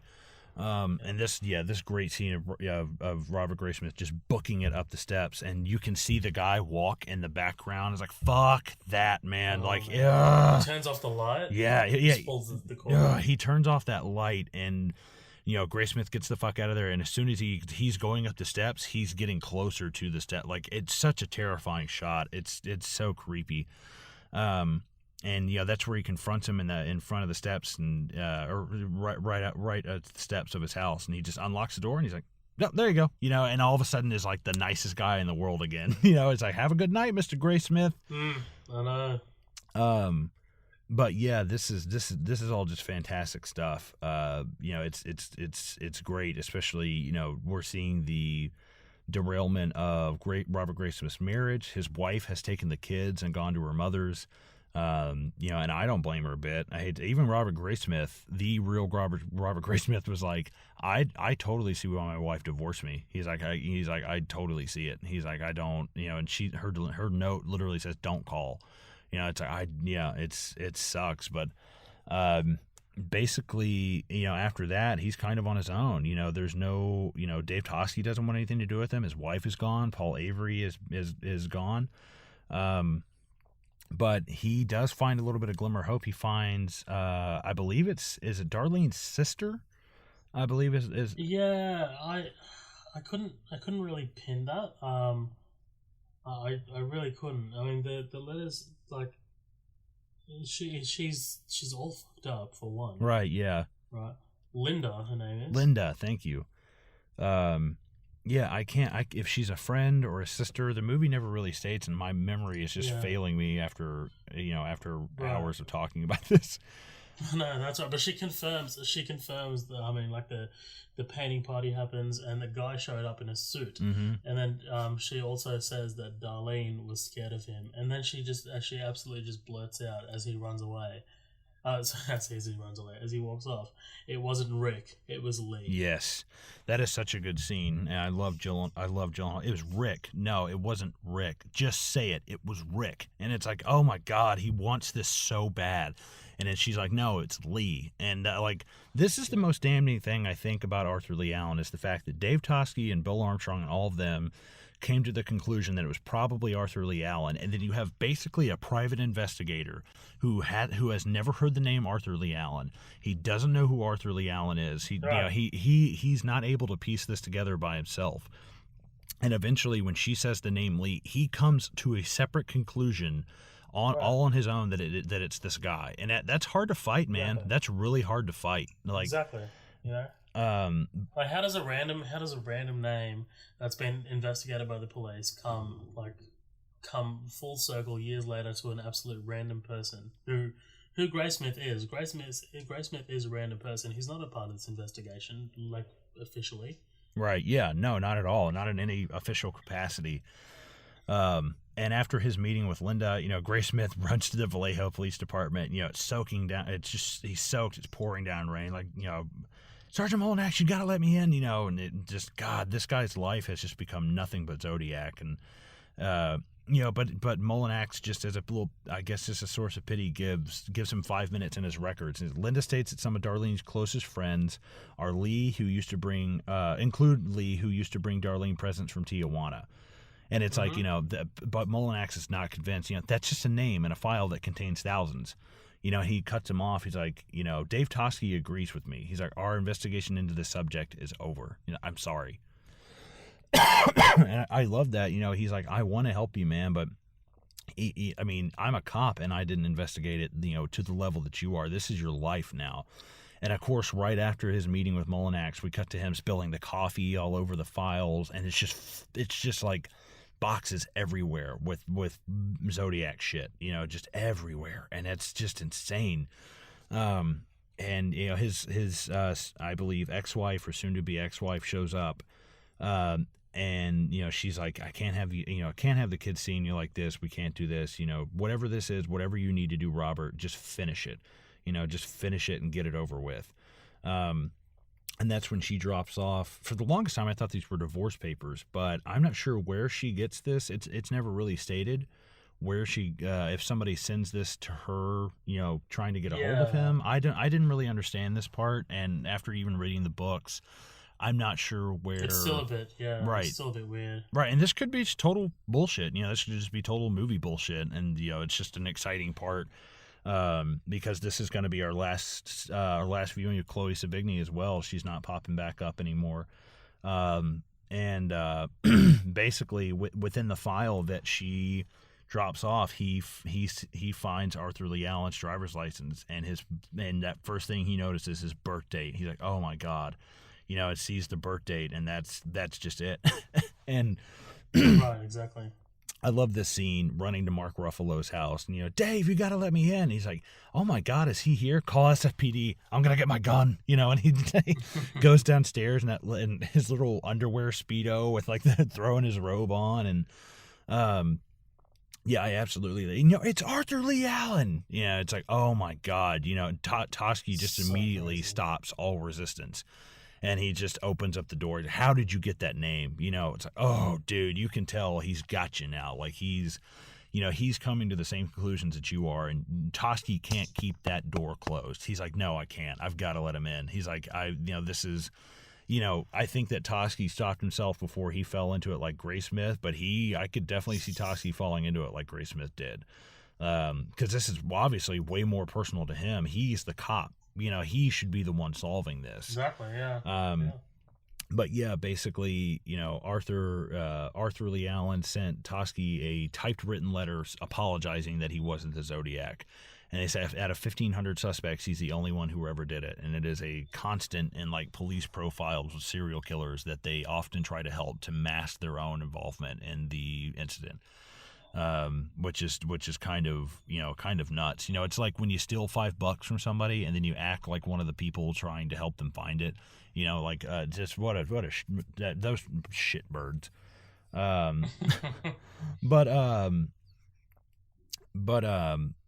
But yeah, basically Graysmith comes in with all this evidence and proving that Arthur Lee Allen knew Darlene, and it was in the Vallejo files.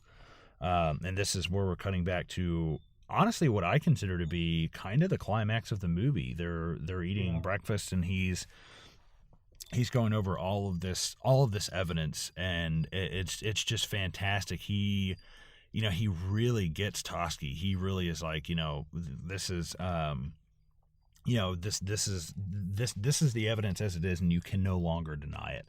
And I think that's so great. He's like, the background of school children, the misspellings of Christmas, all of this stuff. He's like, it's all circumstantial, Robert. He's like, Paul Shirt's wallet, his keys, his shirt, we should have found some of those things in his trailer. But what does Arthur Lee Allen do? He moves to a new county and cleans his trailer out 48 hours after they search him. That's insane. That is fucking insane. I know, there's just too much. There's too much that points to Arthur Lee Allen. And, I think it's just, it's damning, dude. It's damning for Arthur Lee Allen, it's just... Right, yeah. Now, basically, here we find out that while there were no letters written by the Zodiac, Arthur Lee Allen was in prison for basically touching another kid, I believe. He was put in prison, and during that time, they received no letters from the Zodiac. And then as soon as Arthur Lee Allen got out, boom, they have the first new Zodiac letter in 4 years. Also, it ends up being, it also ends up being really interesting because it still doesn't prove that Arthur Lee Allen knew Darlene. It doesn't prove it at all until Arthur Lee Allen points out the fact that, or not Arthur Lee Allen, that Robert Graysmith points out the fact that he lived in his grandmother's basement and that it was door to door with the restaurant that Darlene Ferrin worked in. And I was like, oh my God. He's like, it's 50 feet. Right. And I love that. He's like, feet away. He's like, is that true? He's like, yeah, I walked it. It's like, oh my God, that's crazy. And some of this stuff, I'm like, you looked at Arthur Lee Allen so hard that you never compared. Like, was he even in the area? Like, what? That does seem kind of almost like lazy investigation to me. It's like, dude, I would have checked to see if this guy was around or if he was in jail or something. I got that too. It might be a timing thing. It might have happened earlier, and I don't know. Right? Yeah. It's like, yeah. Who knows? There's just so much information and stuff going on. But I love he finally gets Toschi, and he's like, you're telling me, you don't think this is true? He's like, I can't prove this, Alan. He's like, it doesn't matter if I believe in it or not. I can't prove this. And he's like, just because you can't prove it doesn't mean it isn't true. He's like, oh, easy, Dirty Harry. I love that. Him calling Graysmith a character that he is, that the character's based off of Toschi is so great. But yeah, that's kind of our last official meeting between Toschi and Graysmith as well. This movie's kind of wrapping up. We're in our last 10 minutes or so, but we cut to Robert Graysmith pulling up to a hardware shop, and this is going to be December 20th, 1983. This is also several years after the anniversary of the murder of David Fincher and Betty Lou Jensen, right to the date, I think, 12/20. But basically, this whole scene kind of heralds back to when Robert Graysmith says, I need to look at him in the face and know that it's him. And he just stares at him. He's like, can I help you? He's like, nope. And he just stares at Arthur Lee Allen. And at first, he's just friendly, like an employee at a place would be.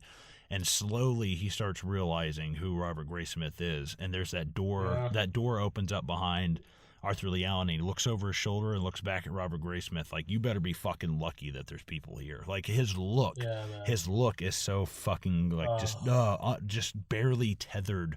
Like, just get the fuck out of here. He looks so... I'm watching it now, man, and it just looks so... It looks so dangerous, man. It looks just like, holy fuck. Yeah. Oh, dude, there's no way. You can pay me money. Like the look that only a serial killer can give you. Yes. And I love the song playing in the background. It's called Baker Street by, Cafferty. I can't remember. But it's Baker Street. It's such a, like, that saxophone solo is just... Oh, yeah. Yeah, it's... Oh, man. That's going to bother me. It's something Cafferty. My brother loves that song.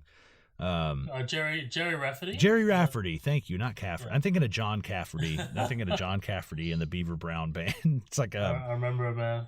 Winding your way down Baker Street. Yes, I love that. My brother was in a band for a while. Actually, me and all my brothers were in a band, but he was lucky enough to have a saxophone player in his band, and they fucking played Baker Street. I'm like, dude, making her way down in Baker. It's such a good song. But yeah, we're gonna wrap it up with one of our final scenes. Shall I like this one? yeah, go ahead. All right, so we're in 7.5 years later, an insane time jump. Mm-hmm. Like, this is insane for a movie. 7.5 years later, we're at an airport in Ontario, Canada. We see Jimmy Simpson, the actor Jimmy Simpson. He's from Westworld and Parks and Recreation. It's always sunny in Philadelphia. He's from that too. But no, yeah, this guy looks like fucking McPoyle, or he is McPoyle, but he will always be McPoyle to me. He's in my notes as McPoyle. Like, that's the only thing I know him from, besides like an episode of Black Mirror. Oh, dude, he's awesome in Westworld. You gotta watch Westworld. Yeah. But no, so yeah, we meet. So he is playing essentially the survivor from earlier. He's the survivor from the Lake Berryessa. Am I right? Right. Yeah, that's Mike Majau. Yeah. Yeah, right. So Mike, he's asked to go into an interrogation room by one of the characters we met earlier. Slightly, he's a cop, right? Right. Yeah, I think George. I can't. Bawart. George Bawart. I can't pronounce his name, but he took over for Jack Mullinax at Vallejo. Right, at Vallejo. Yes. So he sits him down, and pretty much he talks to him about the case. And essentially, he just asks him to pick out the shooter from a number of photos. And Jimmy Simpson, I'm just going to keep calling him Jimmy Simpson because he's not. Yeah. But anyway, and he chooses Arthur Lee Allen. Yeah. And he says he's pretty sure. 8 out of 10. Yeah. Yeah, 8 out of 10. And he's like, the last time I saw this face was July 4th, 1969. I'm very sure that that's the man who shot me. Boom. And then that's when we sort of go to these these little title cards at the end. Yeah. And essentially it just tells us about where these characters are at the moment. The pretty big one to note was that Lee suffered a heart attack before he was arrested. Yeah. After having meetings about possibly arresting him. Yeah, man. It's really I would have loved to see some justice for these crimes, but I guess it's not going to happen. Right. And essentially, the case remains open today. Arthur Lee Allen is still the prime and only suspect. Yeah. What's interesting to note is that this is one of the only things. In 2002, a partial DNA profile that did not match Allen was developed from the 33-year-old Zodiac envelope. Investigators in San Francisco and Vallejo refused to rule out Allen as a suspect on the basis of this testing. So basically, you do have forensic evidence, like looking you in the face, saying it's not Arthur. But you're talking about a 33-year-old envelope. You know, DNA was nothing back then. We're not preserving this thing correctly. Right. Like, I don't blame them at all. But basically, Paul Avery died in the year 2000. The Zodiac case got closed in 2004 and was reopened after the movie came out. It apparently brought so much attention back to it that they reopened the case because of it, which is great. You know, that's fantastic that the movie could help out like that. But yeah, that's pretty awesome, dude. Yeah, you can do that. It's fantastic. The one interesting thing is that Robert Graysmith claims that since Arthur Lee Allen's death, he has never received an anonymous phone call with someone breathing on the other end. That's pretty nuts. That's pretty crazy. But there's just too many there's too many coincidences like that just happen, and that's what leads me to think that it's Arthur Lee Allen more. Mm-hmm. There's way too much stuff that we just didn't have the time to go over. I mean, maybe someday we'll do just a solo episode just about the Zodiac, but the Wingwalker boots, the time being in prison, the misspelling of Christmas, his own relatives saying that he was possible of murdering people. You have Don Chaney coming out saying that he said these things. You've got him in possession of, and these are things that are in the book too. People caught him with the cipher and saw him with a cipher writing this stuff. And apparently right around the time Arthur Lee Allen died, they searched his house and they found the bomb components that he described in the letters from 20 years ago. And he was building the bombs. And it's oh my God, that's just the kind of stuff that like you said, it's hard to ignore, after it's like looking that horse right in the face and not it's, I don't know. It's kind of hard, but I do have some trivia things I just want to do real quick. Just a couple of things. Yeah, I know this episode's running long, but it's a 2 hour and 45-minute long movie. It's like it's going to be a long one. And I mean, to summarize, what, guys, grow some balls. Seriously, stretch your podcast episode out. Don't you like getting content, like more content? Like, come on, man. Yeah, right. You can hear us fuck around and shit. Right, exactly. The producers actually hired private investigators to find the real life Jimmy Simpson, the Mike Majau. You say his name's Jimmy Simpson, right? McPoyle. Yeah. But yeah, they hired private investigators to track him down, and their production team investigated the murders for 18 months prior to filming. That's absolutely crazy. Yeah. And of course, talking about George Lucas naming Tosche Station after Dave Tosche. It's actually one funny thing is that maybe in this podcast on a humorous note is that Robert Downey Jr. was not ready to film with David Fincher because David Fincher is take after take after take after take, and he's they were filming Stanley Kubrick. Right, yeah. And they were filming digitally, which Robert Downey Jr. was not used to. So to get back at him, he would hide mason jars full of his piss all around the set. That's so morbid, dude. That's so crazy. Oh my God, that's so RDJ. But it's definitely a good note to end this podcast on. This has definitely been a heavy hitter, and I could keep talking about this, but I think we've been talking about it for a little over 3 hours at this point. 3.5 we're sitting at right now. So. 3.5. Good God. Well, let's get the fuck off of here. Thank you guys so much for listening. Lives, man. Yeah, right. Let's go read about Zodiac at the library. But thank you guys so much for hanging in and staying late and listening. We really appreciate it.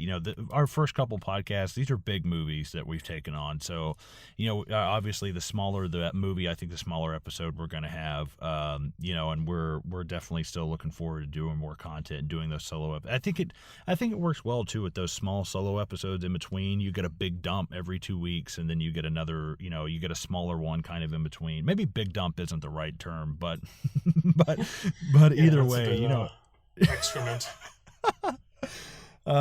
But yeah, thank you guys so much for tuning in. We look forward to doing some more episodes coming up in the future. And if you like what you hear, rate and review us on iTunes. Check us out.